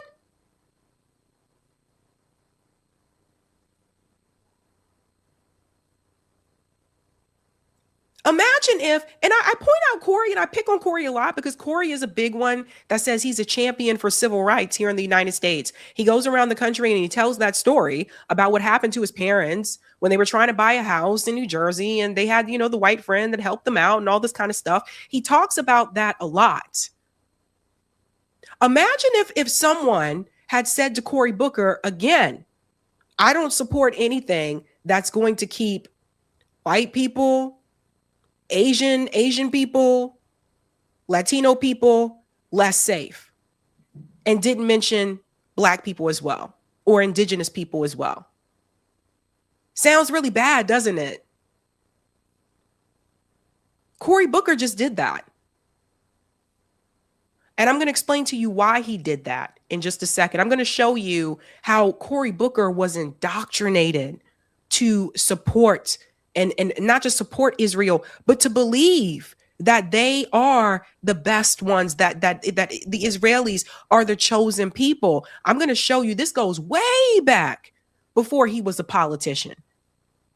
I will not support arms to the United States or any of our allies, including Israel, in the context of a war that is endangering our national security and Israel's. Catch that. He won't support it in the context of a war that endangers Israel and the Gulf allies. That means he will support sending weapons if he feels they're not going to be endangered. Do you see how he uses these words in such a way that if you're not paying close attention, it can make you think? Some people, they're walking away from this and they were saying, Cory Booker said he's not going to support sending weapons to Israel. I'm like, did he? That's not what he said. So it's politician speak. I continue to support our U.S. military being the strongest in the world. I continue to support Israel having a qualitative military edge, the ability to defend themselves and offer deterrence. But in the context of this war, I will not support more military armaments to conduct what I think is a disaster that's endangering American lives, Israeli lives, and as we see in the UAE and Saudi Arabia, our regional allies as well. So just think about what he just told you. Whose lives are endangered according to Cory Booker? And he's talking about the Iran war. He said the Israelis, the Arab allies, because he mentioned the UAE, etc., U.S. lives. He didn't say Iranian lives. Cory Booker didn't say anything about the children that were killed in the Iranian school. Iranians have been killed during this war. He doesn't care if their lives are endangered. Everybody catch this? Nothing about it. Nothing about it. But this is the civil rights dude. Now, Cory Booker is up for re-election this year. And here's what I believe he's going to try to do. So obviously, it seems like he's still running for re-election. That's why he's trying to make this pivot, which isn't really a full pivot. And then I believe he's going to try to run for president in 2028. I believe he's going to try to run again. This time around, he's married. He's got himself a wifey now. He's wifed up. So now he's got everything in place. He's got the wife. He can say, hey, I don't take money from AIPAC anymore. Seems like he's lining up all the stars. To be very clear, you would vote to approve arms sales for Israel in a future entanglement if you thought that was necessary. Again, we have a long-standing commitment to Israel having a qualitative military edge. I will continue to support that. I will not support this kind of war. And we have a nation now that's looking at our disastrous president, a disastrous leader of Israel, who in this war are hurting our nation, their nation, and that region. I cannot support this war effort. So there you have it, folks. He believes that Israel should have a military edge. The U.S. should have the best military in the world. So yes, Cory Booker will still support sending weapons to Israel. He just doesn't support sending weapons to Israel for the war with Iran. See how this works? Which means that Cory Booker supports Israel doing their destruction of the Palestinian people. He supports it. And the reason why he supports it is because he believes it. He was brainwashed to believe it. And I want to show you a couple of examples here. First of all, you don't get this kind of money. Let me put this up here. You don't get this kind of money from the pro-Israel lobby all over these years. Over 800,000 from PACs, over 4.9 million from their lobby donors. They don't give you this kind of money to make that kind of pivot where you say, I'm not supporting Israel at all. And even though he's not going to take the money now, he's already in the game. I'm telling you this because I don't want you to be deceived. I don't want you to be tricked and fooled by some of these candidates like Cory Booker. He's not the only one. I noticed Ryan Grimm and Dropside News, they've been calling out other Democrat candidates who are telling people they're not taking pro-Israel money, but they're still like meeting with Zionists and still willing to pursue that greater Israel project, which Cory Booker believes in, by the way. The best thing that can happen is that you do not support this guy. Cory Booker needs to be voted out of office. See what I mean? He's not going to turn on Israel. That's not happening. And when he was questioned about this a while back, this was Jennifer Welch from I Have Had It podcast. Like, she really tried to read him on this, and just watch his expression. I'm one of a handful of people that don't take corporate PAC money. What about APAC money? You take APAC money, don't you? That's a minuscule percentage of my resources come from. I read it's like 800,000. Yeah, but that's a lifetime number. When you did your 25-hour speech, I was like, go, Cory. I love this. That is amazing. And then there's a photo shoot with you with Benjamin Netanyahu. And I was just like, what in the actual Like, how can he do that? It was heartbreaking. I felt betrayed. I felt like it diminished your 25 hours. That's how it felt to me. Do you think he's a war criminal, Benjamin Netanyahu? Do you think he's a war criminal? Again, these are questions that a lot of people think are the important litmus tests that are loaded and hot. My urgency is to be an effective leader in bringing an end to this crisis. And I get these questions all the time that, to me, undermine my urgency. I think the thing that Democrats get so frustrated with, where we are right now, where you see like the Zoran Mamdanis and the Graham Plattners rise up, because they can go on podcasts and you can say, do you think Benjamin Netanyahu's a war criminal? And they just say, yes.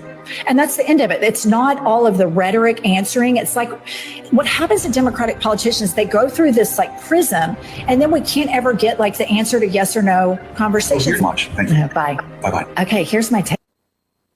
The reason why Cory Booker didn't answer that question about whether or not he believes that Benjamin Netanyahu is a war criminal is because he doesn't. And the reason why he doesn't believe it is because he supports the greater Israel project. That's why. I want to show you something else here. Of course, he wasn't going to say that like during the interview, right? So he tries to find a way to dodge it, just like he tried to dodge in this damn picture. That was Cory Booker right there. There's Benjamin Netanyahu. And this was fairly recent. I shared this in July of 2025. Benjamin Netanyahu came to DC, and Cory Booker is right over here, and he tries to dodge to try not to have his face in the picture.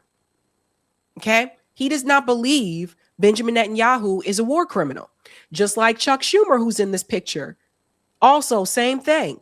None of these people have a problem with Benjamin Netanyahu. None of them. Cory was the only one who tried to hide his face, though. That's very telling.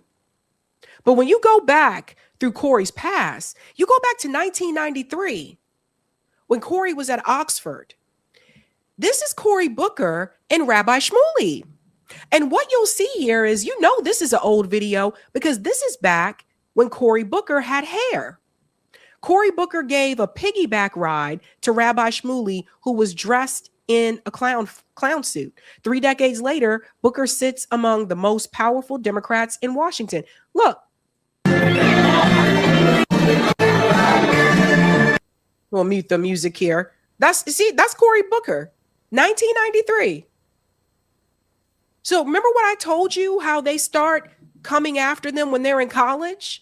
So they sought out Cory Booker early on. And Cory was the one that told AIPAC they should start going after the black kids when they're in high school. That's what he told them. He said, start recruiting them when they're in high school. There he is. Cory is gone. You guys hear me? We're talking about decades of indoctrination. Here's another one. Right here. Cory Booker goes all the way back with Rabbi Shmuley. He was the rabbi's student president at Oxford. This is how far they go back. Cory isn't like some of the politicians where he ran for office and AIPAC decided to support him and say, hey, will you stand by Israel? No, he was indoctrinated long before. He's even more dangerous. So he believes that. He believes that Israel is entitled to all of that land. He didn't mention the Palestinians being killed because he doesn't care about them.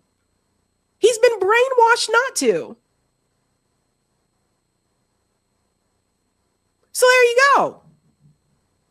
So everyone, please, let's be very careful. Don't let them, fool me once. Let's be very careful. Do not let the Cory Bookers, who all of a sudden say, I'm not going to take this money anymore. You really got to drill them on these things because they're choosing not to take the money, but they're still doing the bidding and the work of Israel. So don't fall for it. And guys, just please pay attention. It's not enough now for me to say, follow the money. That's the thing. Now I have to say, follow the money and do some research. Ask them these questions about Israel. Watch them squirm in their seat. And then you got your answer right there. Watch them dodge these questions and then you'll understand. So, yeah, fool me once. Let's go to some of the comments here, ladies and gents. Thank you for the super chat, Kevin. Candace defended MJ a year ago, thought provoking. Thank you, Roger. Ain't nobody going to vote for his corny ass Sab. Well, they will if he doesn't have a challenger. That's the thing. And that's a Senate seat. I mean, it's wild, man. It's wild. We need term limits big time. Thank you, Marlon. Cory AIPAC money already got the new cable on it. There you go. The new cable. Speaking of cable, let's go to the next story here. If you haven't had a chance to do so, do me a solid and smash that like button. And if you're new, don't forget to like, sub, and share just like a Care Bear. Let's keep it moving and grooving, okay, folks? All right. More domestic here. We have a problem. Inflation has now risen to 3.8, and this has been reported by all media outlets. Fox News is reporting it. Breaking, inflation jumps to 3.8. It's the highest increase since 2023. CNN is reporting it. For the first time in 3 years, American wages are no longer outpacing inflation. Inflation rose to 3.8%. We got a problem. There were many of us that complained about the economy under Biden, and the economy is even worse now under Trump. And I'm going to tell you, we're not at the point for a revolution yet, but we're getting closer. I think when this country truly hits rock bottom, I think that's when people will activate and things might pop off. You know what I'm saying? Because I understand we went through a pandemic. I get that. But that's not why we're in this situation right now. A lot of this has to do with the Strait of Hormuz and the oil prices. And Donald Trump apparently doesn't give a damn. He is questioned about it. I have 2 clips here. A reporter is asking him, you promised to bring inflation down. Are your policies not working? So listen to what he says here. Mr. President, you promised to bring inflation down. It's now at its highest level in 3 years. Are your policies not working? What's happening? Policies are working incredibly. If you go back to just before the war, for the last 3 months, inflation was at 1.7%. Now, we had a choice. Let these lunatics have a nuclear weapon. If you want to do that, then you're a stupid person, and you happen to be. I mean, I know you very well. Anybody that wants them to have a nuclear weapon is a stupid person. So we said we're going to take the greatest stock market in history, and we're going to go down a little bit. And actually, that turned out to be incorrect because our stock market is now at the highest point in history, which frankly surprised a lot of people. It's a very simple message. Iran cannot have a nuclear weapon, and they won't have a nuclear weapon. And that's 100%. Their Navy is gone. Their Air Force is gone. Their anti-aircraft is gone. Their radar is gone. Their leaders are gone. They're all gone. Iran will not have a nuclear weapon.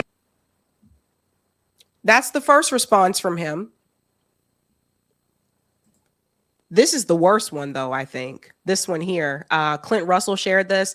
Regarding the Iran war, Trump says America's financial situations don't matter. Don't matter. When the GOP gets annihilated in November, don't you dare blame Tucker or Megan or Candace or Fuentes or Massey. Just watch this over and over. When you're negotiating with Iran, Mr. President, to what extent are Americans' financial situations motivating you to make a deal? Not even a little bit. The only thing that matters when I'm talking about Iran, they can't have a nuclear weapon. I don't think about Americans' financial situation. I don't think about anybody. I think about one thing. We cannot let Iran have a nuclear weapon. That's all. So there's Donald Trump telling you what is happening to us and our financial situation. He doesn't think about, not only that, he's not thinking about it at all. Basically, he doesn't care. He doesn't give a fuck. Here we go again. Everybody see this? Remember the stories I showed you about how people in the Trump administration are using this opportunity to enrich themselves? Whether it's Jared Kushner, whether it's RFK Jr., etc. Remember I told you about that? They don't care about what is happening to us. And Donald Trump ran on that, didn't he? Didn't he run on, we were going to get it back to where it was? We're going to fix the economy. He said Biden messed it up. I'm going to fix it and get it back. Now he's telling you he don't care.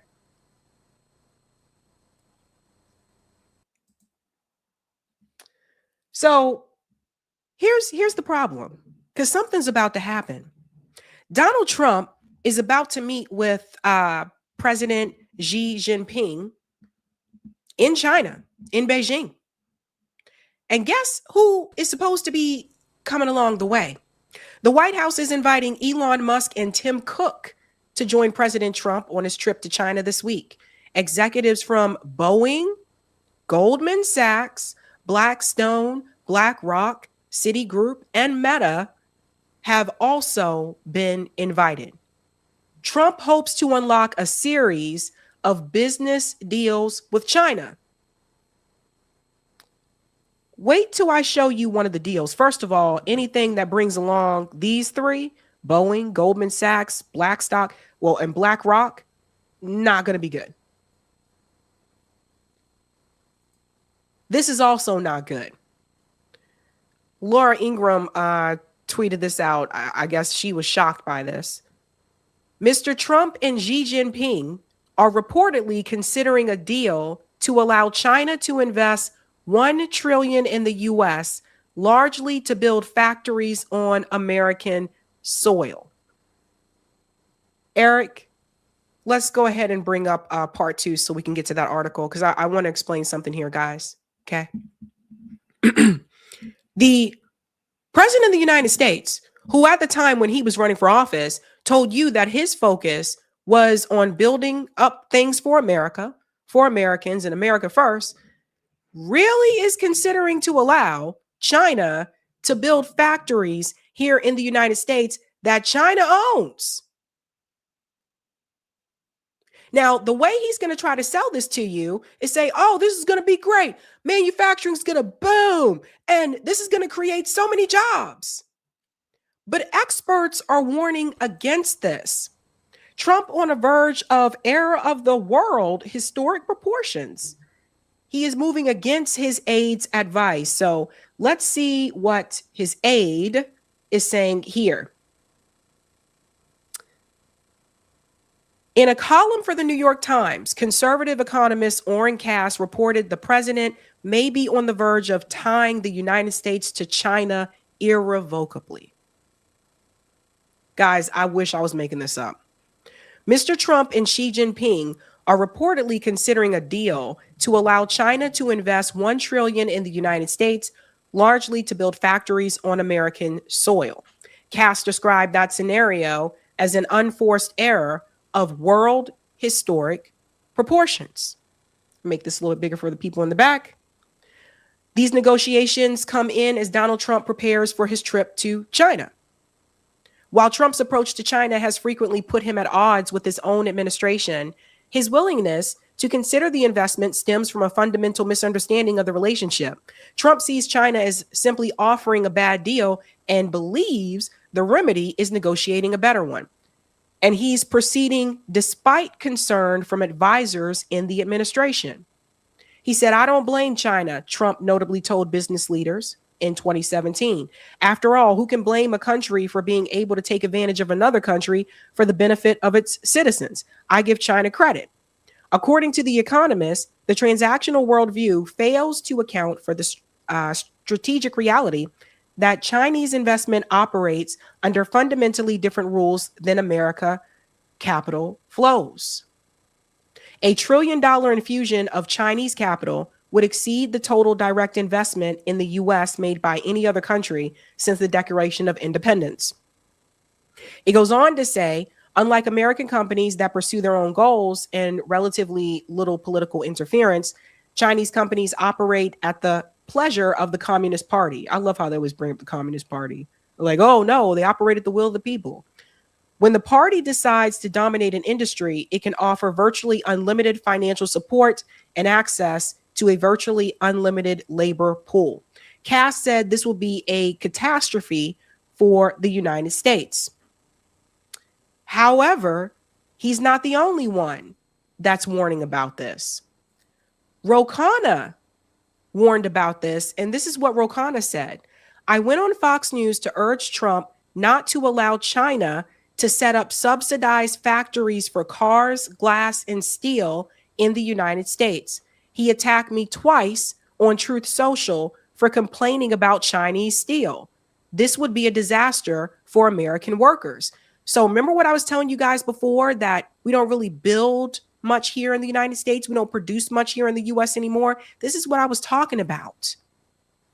And this is nothing, against China. China's doing something right. They don't have the homeless population that we have. So they're doing something right. They're not perfect. But the reality is, when you tell people you're going to build up manufacturing in the United States, when people hear that, people hear, okay, we're going to start building and creating back in the US again, made in the USA again. Nah, that's not what Trump's trying to do. See what I mean?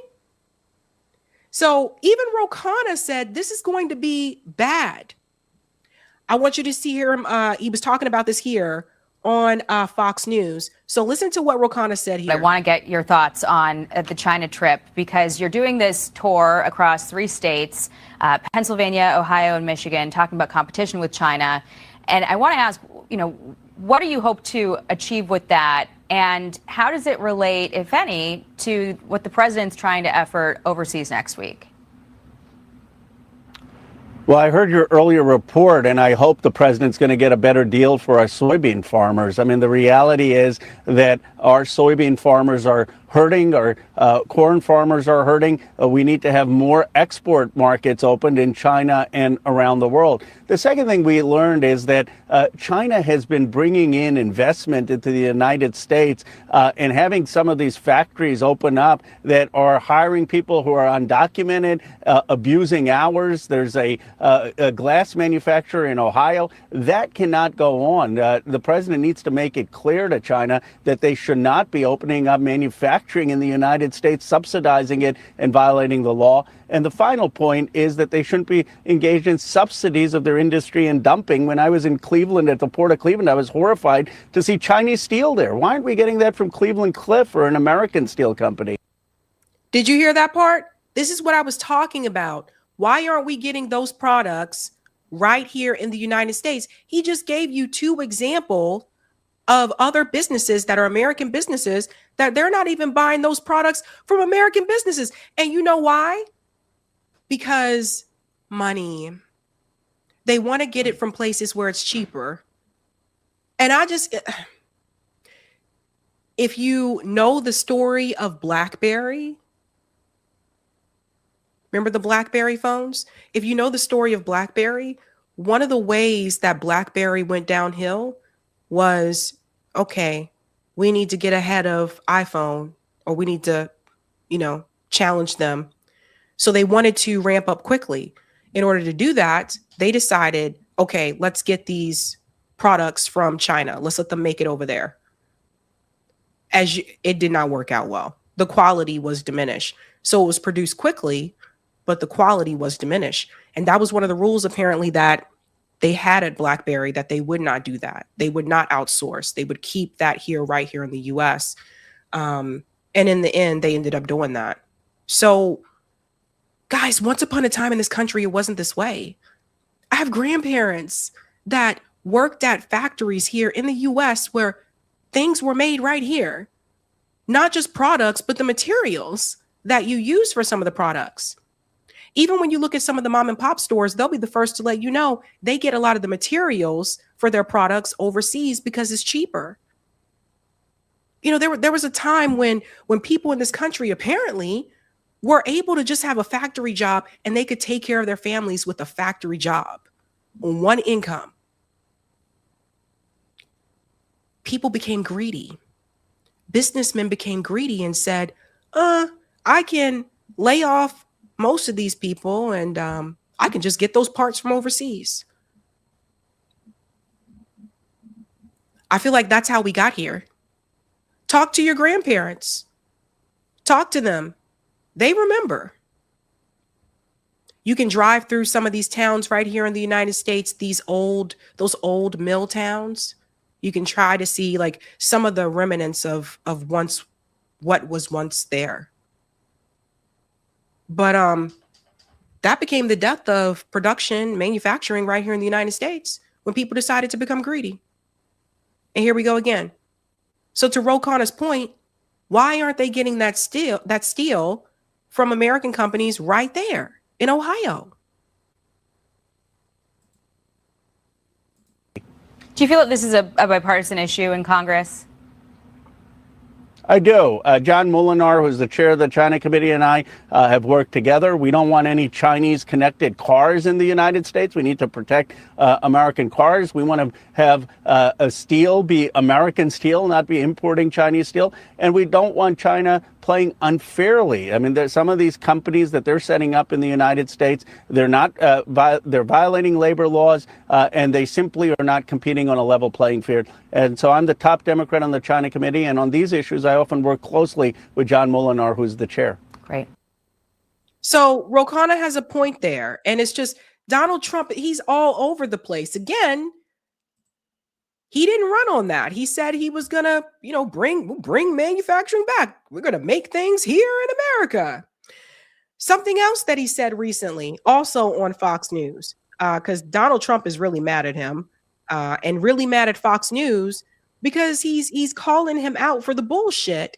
So there's more that goes on here about how we're not fixing these issues. We're not fixing these economic issues that people are complaining about. And now we see that inflation is at 3.8%. The reality is when President Obama left, because of the great efforts of people like Valerie Jarrett, we had 97% of the enriched uranium out. The reality is we didn't have 13 American service members dead. The reality is we never had gas go up from $2.30 to $4. The reality is we did not give China more role in the region. Let me finish, Maria. I'll let you finish. Okay, we didn't give China. Oh, Rokana got feisty there for a minute. Let me finish. I let you finish. Sometimes it needs to be said, though. They like to cut things off. But this is the reality, guys. How much is gas where you are? Where I live, gas is $4.25. Tell me in the chat, how much is gas where you live? More role in the region. We did not give the IRGC a more hardline regime in there. You know why? Because Obama actually did his homework. He actually tried to engage in statesmanship. He got China, Russia, the entire European allies on board with getting Iran on a path to not having a nuclear weapon. All Trump did is listen to Netanyahu. That's his entire foreign policy. And you know what? I resent the fact that Israel is going to tell the United States what to do. The American president should call the shots in this country. The reality is, FM said, reclaiming my time. Yeah, I see a lot of you in the chat are saying four. Yeah. See? This is crazy, guys. 629, Jesus Christ, I don't know where you're at, but that's wow. So you guys, you get the picture, right? Okay. So none of this would have happened if Donald Trump didn't start this war with Iran. And so because Rokana said those things, he said, Trump's second attack of the day on me. This is why I go on Fox. This is why I talk about an economic agenda to build steel, ship, and battery plants in hollowed out communities. This is why I talk to everyone. You hear that, AOC? Talk to everyone, including Trump voters, without hurling insults. This is the important thing. Oh, and by the way, for people who are wondering, for those of us that voted for Bernie and supported Bernie Sanders talked to everyone. You hear me? People forget that sometimes. That's one of the reasons why he was so popular. When he was on the ground, Bernie talked to everyone. So this is what Donald Trump is saying. Now he's losing it. You could listen to Fox News all day long, absolutely devour it.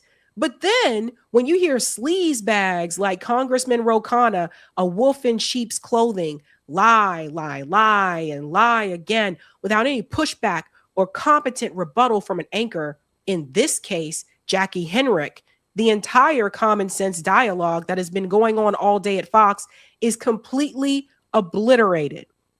Why would Fox put scum like this on, or others, such as low-rated Bill Maher, who gains credibility by constant referral to him as though he were a liberal source of wisdom, or very low IQ Hakeem Jeffries, who considers the Supreme Court illegitimate and probably hates our country?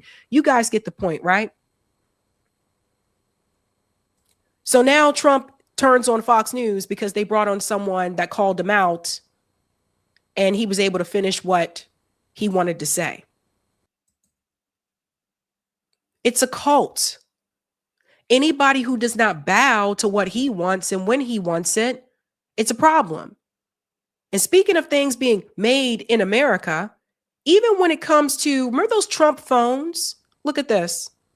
Absolute humiliation for Eric Trump. He promised to build Trump mobile phones in America, but it has now been confirmed those devices are made in China. So you see, here we go again. Today, we're here to introduce Trump Mobile, making phones in America. It's about time we bring products back to our great country. We're going to be having call centers for Trump Mobile in St. Louis, so we're keeping our data onshore. We plan to build phones in America. All of our customer support is in America. A lot of people are getting ripped off, to say the least, because they don't pay attention to their cell phone plans. So I think we can do it better. People are getting ripped off. they're going to do a better job. They're actually doing no job because they haven't shipped any phones. The company's selling point was that this somewhat gilded device would be made in America. You heard that in some of those clips. Now they say it will be proudly American. I guess that's kind of how the phone identifies. It will be designed with American values in mind. Sure. Whatever. But that's not how country of origin labeling works. If you're going to make something here or have it abroad, the mother of all tariffs president ought to know that. The phone reportedly now predominantly made in China. But again, that's if it's made. So far, the company now says, don't assume if you buy one or part of one that it'll ever be produced. So we don't know if it's ever going to be made or where. So those Trumps that they said are going to be made right here, those phones that he said are going to be made right here in America, they're made in China.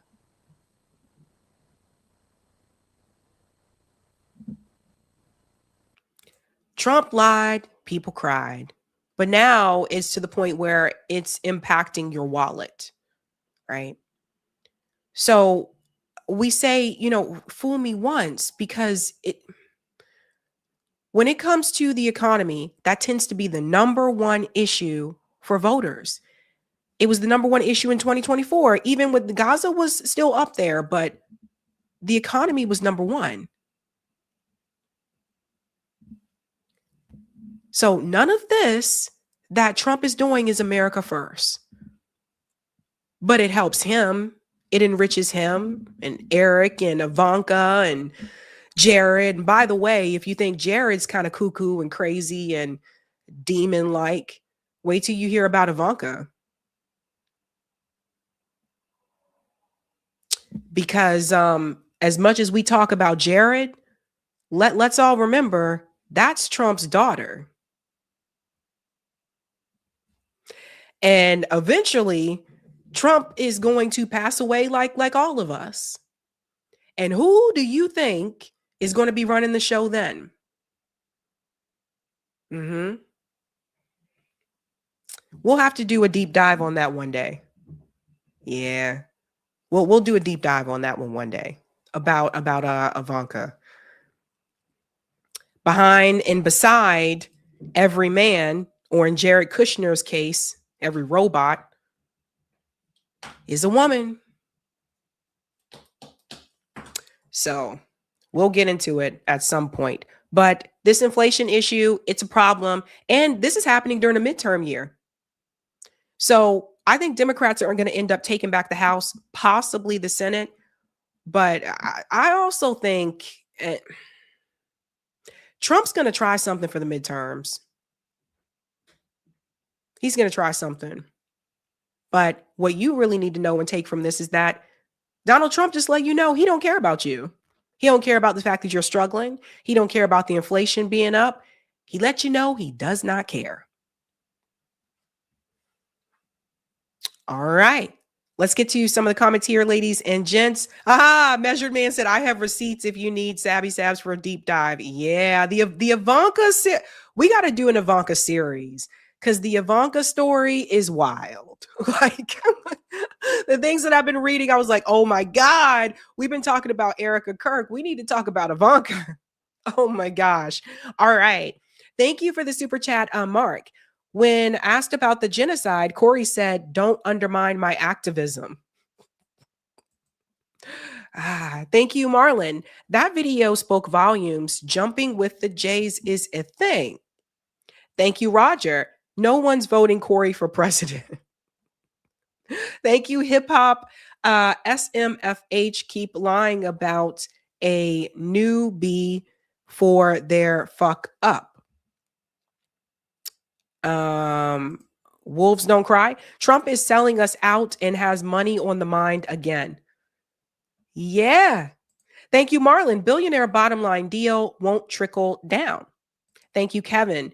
If they want only U.S. cars sold here, try copying China's BYD electric vehicle. Cheaper to make, more efficient. Tell Elon to shove it. Yeah, it's true. I've heard about that car. Yeah. Thank you, Roger. Sabrina got an idea. Invite Kana back on introducing him to worker co-ops as an option to guarantee American-made manufacturing. That's actually a good idea there with the worker co-ops, Roger. I didn't think about that one. That's a good idea.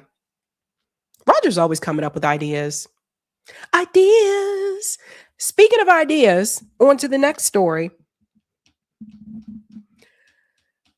It seems as though Donald Trump, according to Professor Jing, who apparently is not a professor anymore, I don't know what's going on with all that, but according to Professor Jing, he believes that Donald Trump is going to try to seek a third term.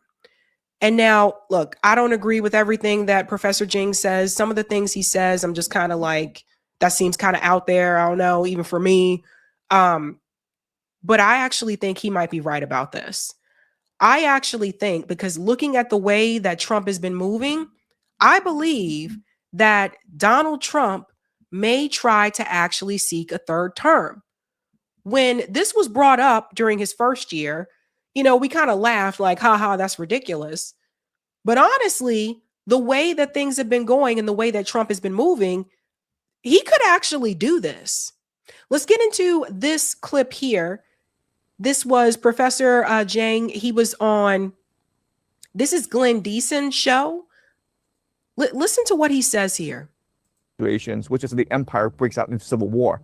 Just look at any history. Empires in decline have many characteristics. Corruption, decadence, low fertility rates, mass immigration. And then two very common symptoms of an empire decline are one, wars overseas, and two, civil wars, right? So if Trump seeks a third term, and I have very good reason to believe that he will seek a third term, he will get a third term, this is going to ignite a civil war in America between two major factions. You have the Wall Street financiers who have been in control of America since the Clinton years, basically. And then you have the tech oligarchs, people like Larry Ellison, Sam Altman, Peter Thiel, who are trying to displace the financiers and control Washington, D.C.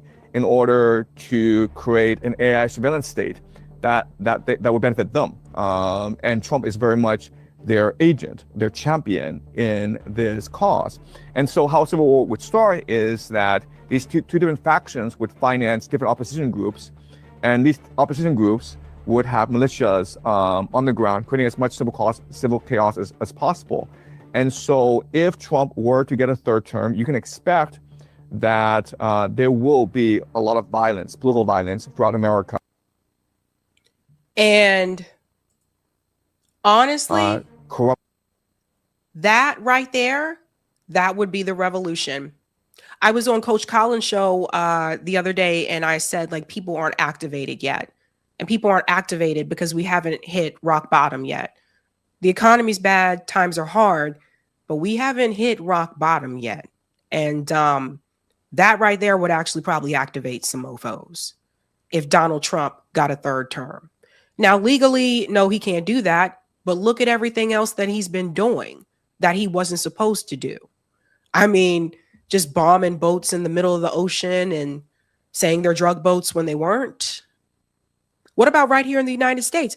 Look at how he was able to pack the Supreme Court for all of the redistricting that we've seen take place. You see, Donald Trump planned this a long time ago. Now, Professor Jing, he was one of the ones that predicted that Donald Trump was going to win in 2016 when everybody else was saying that Hillary was going to win. He was actually correct. All I'm saying is, I know it is, against the rules, but that doesn't mean it's going to stop Trump from doing it. Now, people brought up that bunker. Now, let's say he refuses to leave the White House. Let's say he barricades himself in that bunker. Let's say he changes the rules, or he has SCOTUS change the rules in such a way so that he can go for a third term. Then what? And people say, well, people wouldn't vote for him. He'd have to win by votes. Does he? You don't know what Donald Trump is going to do. I caution you right now about the midterms, because I really think he's going to try to do something.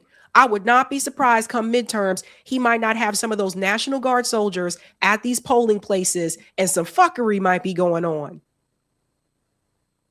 I wouldn't put it past it. I put nothing past him now. Some of this stuff I heard a year ago, I laughed at. I was like, third term, ha, ha. But Marian Adelson wants him to have a third term. Miriam Adelson said she'd put up the money for Donald Trump to have a third term. And you know what that means, because Miriam usually gets what she wants. And money talks. So I don't put it past him. I think that Donald Trump could possibly go in for a third term. And then there's something else that someone mentioned here. Miss T, Rubio is way more scarier than Trump. Everyone hold on to that thought in your head for just a second, right? Okay. Marco Rubio and JD Vance. If you look at the way that things are happening right now, and there was just an article published about this, Donald Trump is not setting up things in a way that is going to transfer power successfully to Marco Rubio and JD Vance, whoever ends up running, and if they were to win. He's not setting them up for success. And apparently, even The Atlantic has seen this. Trump isn't setting Vance or Rubio up for the future. No, he's not. The moves the president is making right now will put all possible successors in the same predicament. Now, where have we seen this before? I want to take you back to 2024, before Donald Trump won. Joe Biden did something similar. He didn't set up Kamala Harris for success. How do you set someone up for success and you don't want to get out the race? How do you set someone up for success and you start a genocide? Because you see, here's the thing. Don't forget that Obama and Nancy Pelosi and Schumer, they all had to corner Biden and they had to pressure him to get out of the race. Remember, he didn't want to leave. He didn't want to endorse Kamala and say, vote for her. This was a whole thing that was happening behind the scenes. Biden waited to the last minute. He stayed in the race and then finally got out when they all, cornered him and told him to get out. They said, Joe, you can't win. He still had the genocide. So even if Kamala would have won, she would have walked into that. She would have been, the genocide was still there. The economy was still in the puts. Was he setting Kamala up for success? No. Now let's compare Donald Trump for a second. Donald Trump started a war with Iran. Donald Trump kidnapped Nicolas Maduro, who, by the way, is still the president of Venezuela, by the way. I don't know if everybody realizes that. Kidnapped him and his wife. Just went rogue as hell. Donald Trump is wreaking havoc on Cuba by turning off their electricity, just like Israel turns off electricity in Gaza. Wants to go and control Cuba now. Donald Trump wants to control and own Greenland. Donald Trump, right here domestically in the United States, if you look around at what's happening, we're at 3.8% inflation. Things are not working out for the working class. It's 2026. We really don't have that much long left till 2028. So what I'm saying is Donald Trump is burning everything down and is not leaving it in a position that would be successful for anyone else who comes in, not just JD Vance or Marco Rubio, but anyone. You get me?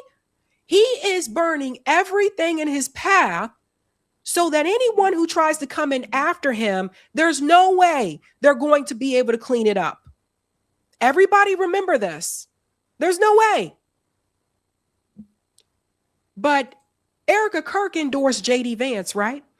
So, and Marco Rubio is also dangerous. We'll get to that in just a second. But just take a pick here, okay? It says that now Marco Rubio seems to be gaining some momentum. Believe it or not, he is.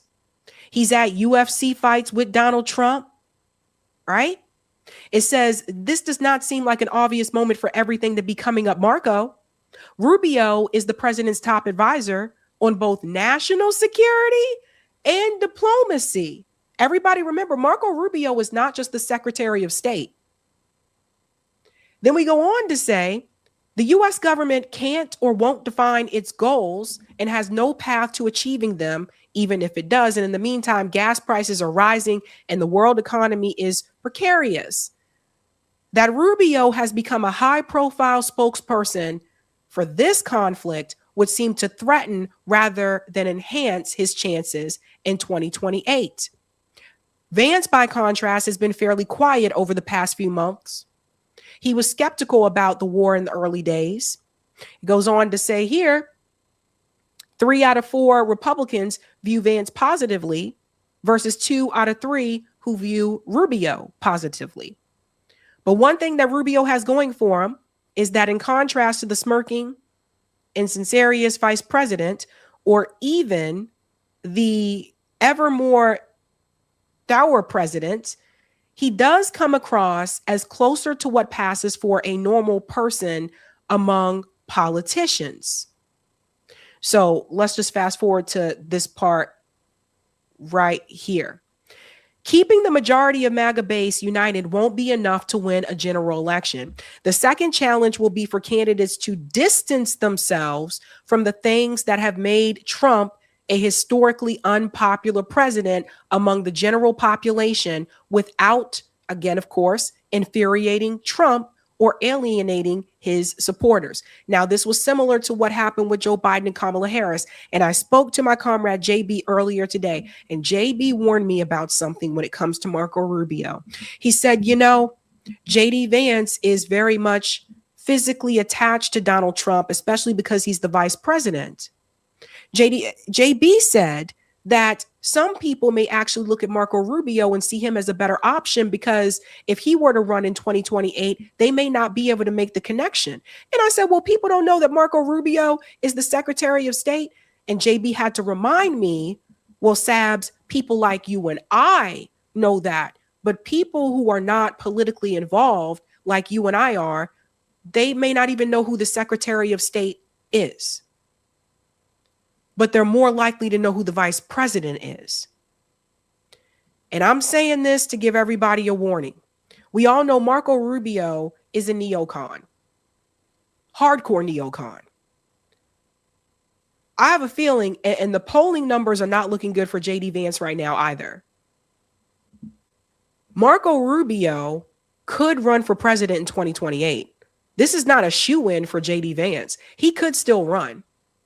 JD Vance, you know, is also corporate and corrupt and a Palantir shield. And he's also been meeting with pro-Israel donors recently. He getting ready.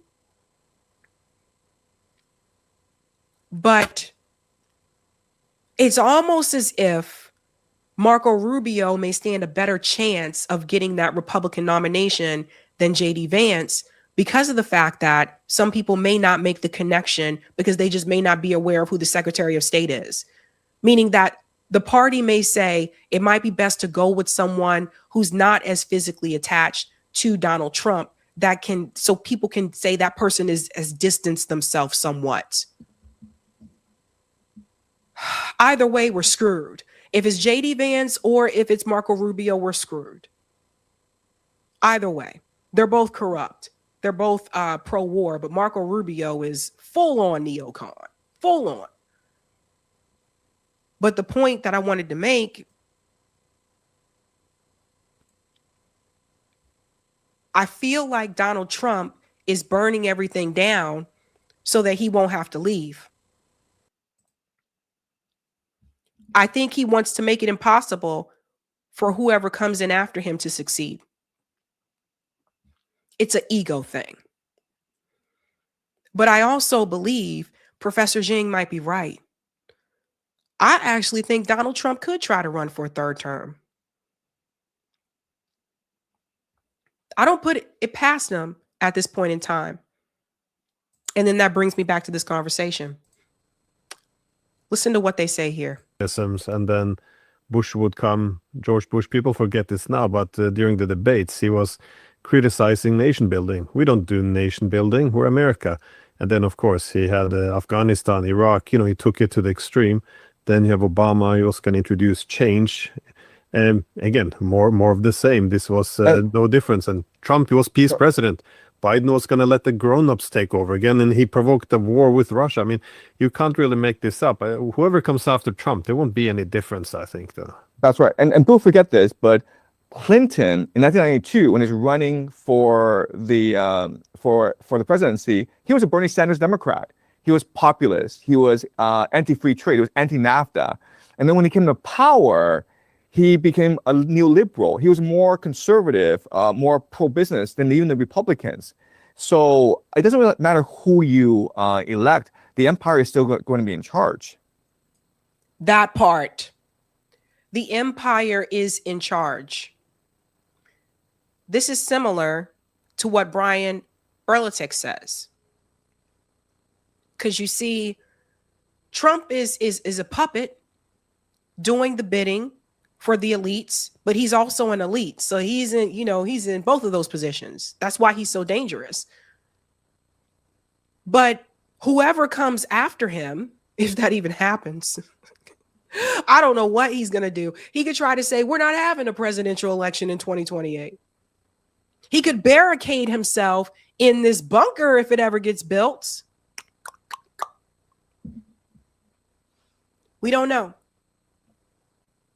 But Brian Berlitek has explained this so well that the empire is going to do what the empire does, regardless who is in the White House at that point in time, because the president, again, is just a puppet. The billionaires are at the top. You have the central banks. You have we've gone through that pyramid before.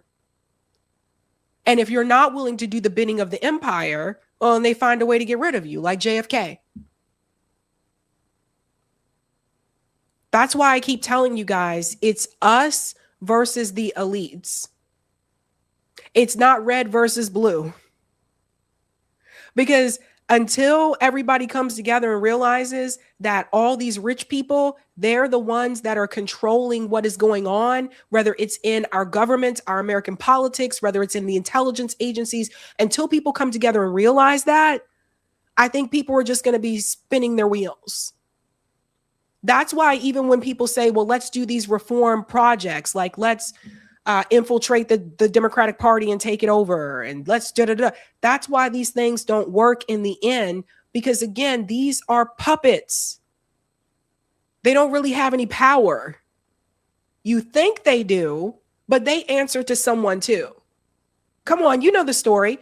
You go to work, you have a boss, but your boss has a boss, and your boss has a boss. Unless you're the boss. And then there's the CEO. So we're actually familiar with this, but we have been conditioned to believe that politicians have this type of power that they don't have, and that they're the ones that are in charge when they're really not, because there's people that they also have to answer to, and that's people with money. Let me let this part finish here. Yeah, it's a good point. But how does this all end then? Because the U.S. empire, it can't really go on if it loses in Iran. And I don't, as you said as well, there's no good pathway to a victory in Iran. Not that the American military is all powerful, and it's powerful, and it's not as if the Trump has too many restraints on himself. He can knock out nuclear reactors if he wants. Doesn't seem to be any limits. But again, the Iranians' ability to fight, it doesn't really require them to have an army that is as powerful as the Americans. They have the cheap missiles, cheap. Oh, this is the war part. Even when it gets to the war part, right? This also is not controlled by the politicians. They do the bidding. But that, like I said, they're still answering to the same people, the same bosses. So I'm warning you guys. I really do think that Donald Trump is going to try to have a third term. I really do, if he lives that long, because Donald don't be looking too good. He looked bad just like Netanyahu looks bad. But that's why I say fool me once, because I used to believe, like, I would laugh when people would say these things. Like when Trump said that he was going to run for president again, like 2024, I thought that was a joke at first. And then he actually announced it. And I was like, okay, yeah, like Trump's going to actually win again. And then as time was going by, I was like, wait a minute. And I was looking at the polls. I'm like, he actually might win again. So I don't put anything past him. I don't. And like I said, he's burning everything down on his way out. So whoever comes in, whoever does come in after him, they're going to have an impossible fire to put out. Something to think about. All right. We have one more story for you, ladies and gentlemen. Yes, we will do call-in tonight. I forgot to mention that earlier. It's been a long time, so we are going to do call-in tonight. So I'd love to hear your voices there. If you haven't done so, do me a solid and smash the like button. And then we're going to get into this final story, which is very, very crazy. We need to give a shout out to the students that were a part of this investigation that involves the IDF and the U.S. military, actually. I had no idea that the IDF was using American bodies. Israel has been taking American bodies, dead people, from the United States, and they have been using them for the IDF. And the U.S. military is a part of it. They knew about it and they supported it. But thanks to these students, Al Jazeera covered this. These students are in California.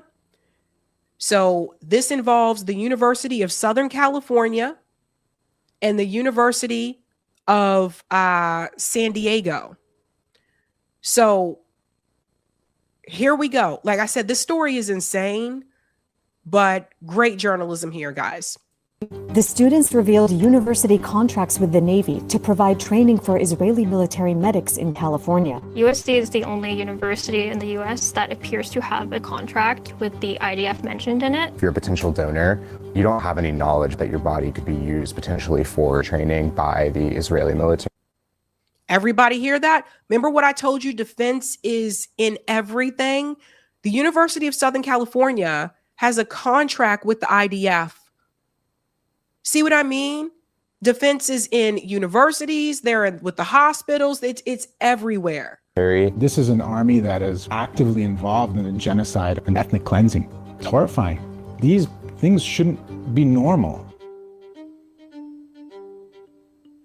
For years, the University of Southern California, a private university in Los Angeles, has been selling dead bodies to the U.S. Navy for medical training. Some are used in a specialized course run by the Navy and USC that brings Israeli military medics to Los Angeles 4 times a year to train on fresh tissue cadaver bodies. That means the donor died recently and their body is not chemically preserved. Available contracts for these sales date back to 2018. I think I was actually trying to disprove my initial thoughts, like this can't be the IDF. This USC-affiliated physician agreed to speak to me on the condition of anonymity because they fear retaliation. They stumbled upon the contracts in 2024, following the university's heavy-handed crackdown on students and faculty protesting the genocide in Gaza. Every question that came up, I just looked into it, and every answer I found was more horrific than what I had imagined. It violates every ethical lesson that I was ever taught. Israeli military medics have been training with the USC and the Navy since 2013 at the Navy Trauma Training Center here at the LA General Medical Center. Did you guys know that? Did you know that we had the IDF medics that were training? So do you see how the Navy is also a part of this too? And student journalists uncovered that in recent years, USC has sourced the majority of donor bodies from the University of California, San Diego, a public university. What were some of the more alarming things that you found as you continue to research this? The fact that they're using refused cadavers, they basically reanimate people pretty shortly after death. They reinfuse fluids mixed with dyed water. They put them on a pump to simulate a pulse again. They're making them look like they're alive again, basically. I'm going to tell you guys this right now. Look, it's your personal business. I don't need to know if you're doing it, but I will say this. If you are if you volunteered to be an organ donor, or you volunteered to have your body be used for medical research, get that changed. This is the only university that we know about. It doesn't mean it's not happening at other schools. So if you volunteered that if you die, your body can be donated to medical you might want to get that changed. Several trauma surgeons from across the U.S. confirmed to us that using perfused cadavers is not standard, especially because of the associated costs. They definitely have simulated bodies that they can use. Though little to no public information exists about the Israeli military course, a 2020 report written by USC and US Navy instructors offers a rare glimpse inside. It describes a 4-day combat trauma surgery skills course with trainees who are part of forward surgical teams from the Israeli military. That means they're deployed to operate on those wounded near the front lines. The report says that trainees treat simulated combat injuries, including gunshot wounds to the chest and leg and blast injuries to the face and torso. While it's unclear how exactly this training is applied today, there has been an increase in senior Israeli military doctors and surgeons embedding with units on the front lines in Gaza since October 2023. A U.S. Navy spokesperson confirmed to us that each Israeli military team in the Los Angeles training course includes 4 surgeons, 1 anesthesiologist, and 1 operating room nurse. And contracts show the course specifically uses perfused cadavers. Regardless of whether we think it's gruesome to do that, right, to a dead body, the part that's even more disturbing, honestly, to me is, did the patient know? Dr. Mohammed Raad is another USC-affiliated physician who found out about the course when student journalists broke the story. And what was your reaction when you learned about this? It's disturbing, right? We're approaching patients who donated their body with dignity and with respect. And by doing these procedures, coordinating with foreign armies, would they have agreed to that? Are we desecrating their bodies after death? They probably would not have agreed to it. You're going to see what the family members are saying as well. Viewed the donor agreements for both USC and UC San Diego. Nowhere is there an explicit mention of possible use in training military medics. Notably, donors to both universities are not allowed to make requests about how their bodies will be used, and their families can't obtain that information. We also asked USC how injuries are simulated on the cadavers. They did not answer. A Navy spokesperson told us experienced trauma surgeons recreate complex injury patterns with surgical tools to deliver a high-fidelity, hyper-realistic training environment.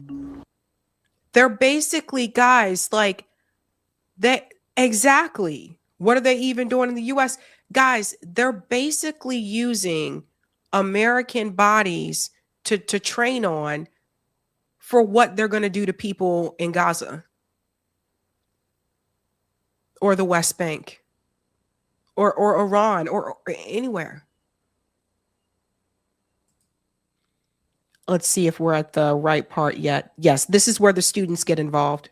Hi, everyone. I'm Dina. These are the student journalists who exposed the program. So this is where you did your investigation? Yes, that all happens here. They found that USC has generated over $1 million from contracts providing at least 89 cadavers to the U.S. Navy since 2018. We can actually see all of the contracts that the Department of Defense has done related to cadavers with all organizations.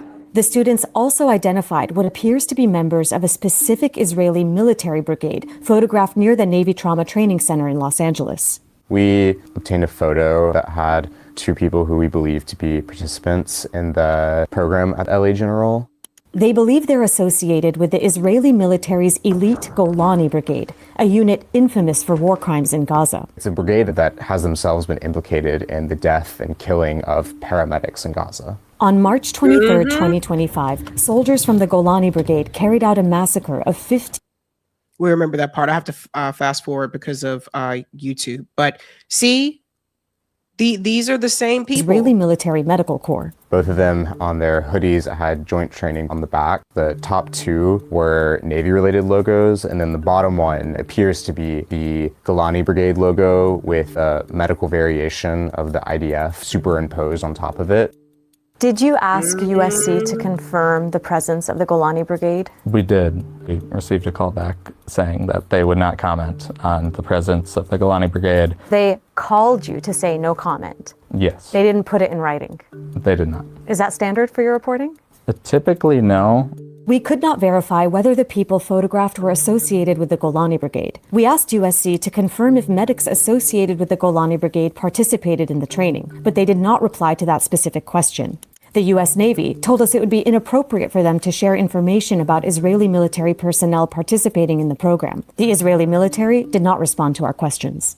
In emails to us, both universities said that the program does not constitute military training, but rather educational. USC has maintained that the Israeli medical personnel that are involved in this program are non-combatants, but that doesn't necessarily rule out the fact that they are near the front lines. They could be near where this massacre happened. And then also remember, they all have to serve in the IDF at some point in time, right? So like I could say that I'm not combat, but that doesn't mean I'm not going to be combat a couple of months from now. U.S. Navy directly implicated. Surgeons in training for the Israeli military are still part of the military. When we think of non-combatants, it does not necessarily mean that they are uninvolved in some of the Israeli military's potential war crimes. Do you feel like USC has been forthcoming and transparent regarding answers to your questions? No. Jennifer's reporting has focused on the families of those who donated their bodies to USC. It's really important that we acknowledge not only like what is happening to these bodies, but also the effect it has on the families now that they know that this could have happened to their loved one. I can't imagine the distress they're feeling. And I just want to add something.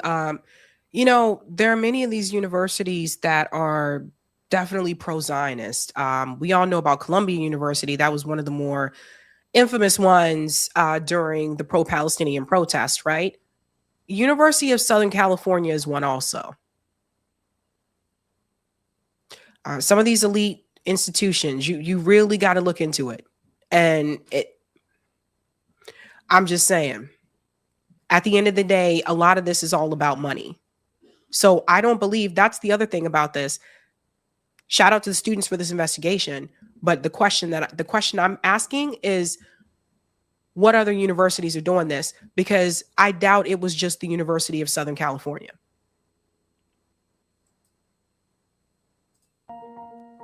Jeanette was a force. She was the matriarch of the family. She really did want her body to go to training the next generation of doctors. Jeanette Volpin died in 2021 at the age of 101 and donated her body to USC. Her daughter and granddaughter have been reeling from the news. When I saw the article that came out from the journalism students, I was furious and sick to my stomach. Was Jeanette ever told that there would be the possibility that her body would be used in training with military? Absolutely not. No, she was not told that, nor were we. Had she known that, do you think she would have been comfortable donating her body to USC? I don't think so. I believe she would have made a different choice if she had known that. Have you been able to find closure? You know, things felt very settled, especially once we did get her ashes back, which, I mean, at this point, are they even her ashes? You know, it really has destroyed any trust. You know, I'm starting to get upset, and I love my mom, and I think about her a lot. This is bringing up those kinds of emotions again. So you guys get the point, right? Family didn't even know that. Nobody contacted the family to see if this is okay or anything. Like, just the fact that they are using American bodies to practice warfare on so that they can then go and do that to Palestinians. It's disgusting. And I don't think a lot of people know about this. If you wanted to see this full video, guys, it's called Israeli Military Medics Are Training on Dead Americans. and it's from Al Jazeera. So definitely like check it out. Again, someone sent me the story. I was like, this can't be. I was like, there's no way this is real. And then I watched it. I was like, oh my God. So we're very much infiltrated. Okay. So it's everywhere. The universities, like this is crazy. This is crazy. And I don't know, man. I don't know. I really do think that when I say, you know, the people have to be like activated, you know, I think that that will only happen when we reach rock bottom or something else crazy happens, like another pandemic or something like that in a short amount of time. Like I think at some point, I think people are just going to lose their shit. And I think they want that though. I do think they want the chaos. They're going to use that at their disposal and they'll say, we have to make sure that you behave. And then comes the national draft. Because you see, that will be considered to be part of obedience and discipline. I think that all these things are connected.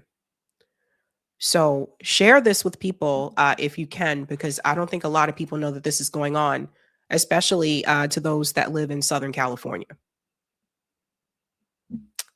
All right. Okay, we are going to do call in, ladies and gents.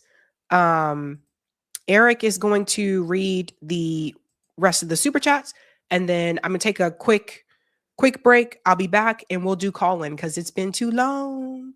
It's been too long. It's been a little while. All right. Yeah, you know, one of the things I always like to put things, frame things in terms of like interests, right?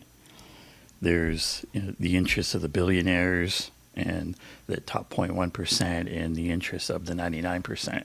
And I think we really just want to frame things, you know, whose side are they on? Mm-hmm. And, you know, anyone who's in that uniparty, they're really not on the right side. But we can talk more about that on call-in. All right. Okay, guys, I'll be back in a couple minutes and then we'll do call-in. I'll add the link to the chat and see you then. All right. All right. Now, let's see. We got some super chats built up here. We're going to do a quick kind of mini break here. We give Sabrina a little break, and then we transition to the call-in. You used to be using a call-in app, and then they got rid of the call-in app, but we still do it as a Zoom hangout, and that's where you can jump in the speaking queue and tell us what you think. You can speak on the stories we've had tonight. You can talk about what the Duran we're talking about. You can what else did we have? Oh, we had Cory Booker. Yeah, that's a good one. And even like Ro Khanna, you know, is an interesting, you know, aspect of all this. You know, there's this idea of how much credit to give someone like a Ro Khanna. So that's a topic there. Let's look what we got in the super chat queue. I don't think we've read any of these yet. Thanks for this one from Mr. Marlon Wells saying Iran may have come to the realization that the U.S. wouldn't be attacking if they had nukes and now may feel they need them to stop the aggression. I hear you. And thanks for the super chat. Michael, who's responding to Sabrina's question about how much gas is costing. It says gas in Tucson, Arizona is $4.79 per gallon. Yeah, it's pretty close to that here in Massachusetts. It's definitely getting easily over $4.50. I would predict that by summer you'll probably pretty well see $5 gas nationwide, which we'll see. Something like that could be an inflection point, and really gets people going. Thanks for the super chat, Wasim. He says, we are getting BYDs coming to Canada. That's the cheap Chinese electric cars. BYDs coming to Canada soon, and Slotkin is now threatening Canada. Canada canceled their F-35 deal with the USA. Yeah, I kind of wish Canada was not maybe pushing back against the U.S. or not going along as much. But I don't know, from what I'm seeing, the Canadians have just, Canada these days is pretty much acting like it's just another client state, unfortunately. Client state of the U.S. And also, thanks for this one, Wasim says, good time to watch Civil War, according to Professor Zhang. Thanks for the super chat, Sean, who says, one side effect of insomnia in Scotland is I get to spend the early hours of my 65th birthday with my Bella Boston Sabby Sabs.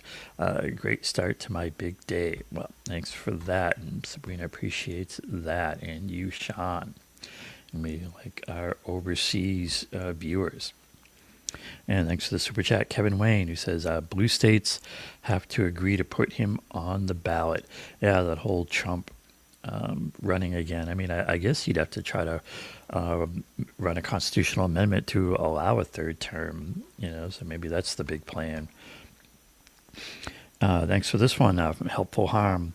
Says, stop with the Red Scare. We need China power here. And I would say, we need people power. We need that 99%. We need a government that's not thoroughly corrupt and instead acting in the interest of the 99%. And Marlon Wells, thanks for this one, who says the only way Trump wins again is to outlaw voting. And I know you get to that point where you wouldn't put anything past him. Thanks for this super chat from Civ Lap, I think that is, who says, for a diplomat, Rubio never sounds diplomatic. He should try to be more like John Kerry. Well, that could be a whole discussion there. And thanks for the super chat, Salt and Pepper. Says, I loved Bass shoes in the 80s, 90s, nice quality, no longer American made, not worth the price. Yeah, a lot of things have gone that way, where they shift the manufacturing overseas and the quality just goes downhill. And thanks for the super chat, Wasim, who says, the theory is Israel the boss and the USA is the unsinkable carrier, where they use the USA resources to force other nations to obey Zionists and punish others who don't. Seems it occurred since JFK. And, I always like to frame things to be not, like if we're talking about Israel, I always try to bring it back to the billionaires, right? Israel is a thing because it's a billionaire pet project. It has a certain number of key billionaires that fund it, that are behind it, and that's why Israel is a thing. Israel has this power. If the billionaires dropped Israel, then they wouldn't have this power and that influence. It's important to connect those dots because the solution to this problem isn't to, quote, do something just about Israel or whatnot. The point is to do something about the corruption, to do something about our corrupt system. And so if people are watching this and asking, well, what do we do about this? It seems hopeless, and it can certainly seem, pretty hopeless at times, right? How do we fix this? What do we do about this? What the 11 Demands Project is about is, what is the path to change, that a kind of change that could really happen, that could do something about this? The path, the answer is certainly not Donald Trump. The answer isn't the Democrats. It's certainly not like a Biden or a Harris. The answer is the people. The answer is the 99% have to figure out what are their demands, what are they after. So if you look at 11demands.org, the key thing you see in there is it's about a mass movement with clear demands, with a strong focus on corruption. And a big part of what 11 Demands is about is that there is a path there, but it's going to take all of us. It's going to need all of us to be working on getting on that same page, to be saying, no, the system is corrupt. Both parties are corrupt. They're working for the billionaires. Another big part of 11 Demands is MCDS, right? MCDS stands for Money, Corruption, Demand Solutions.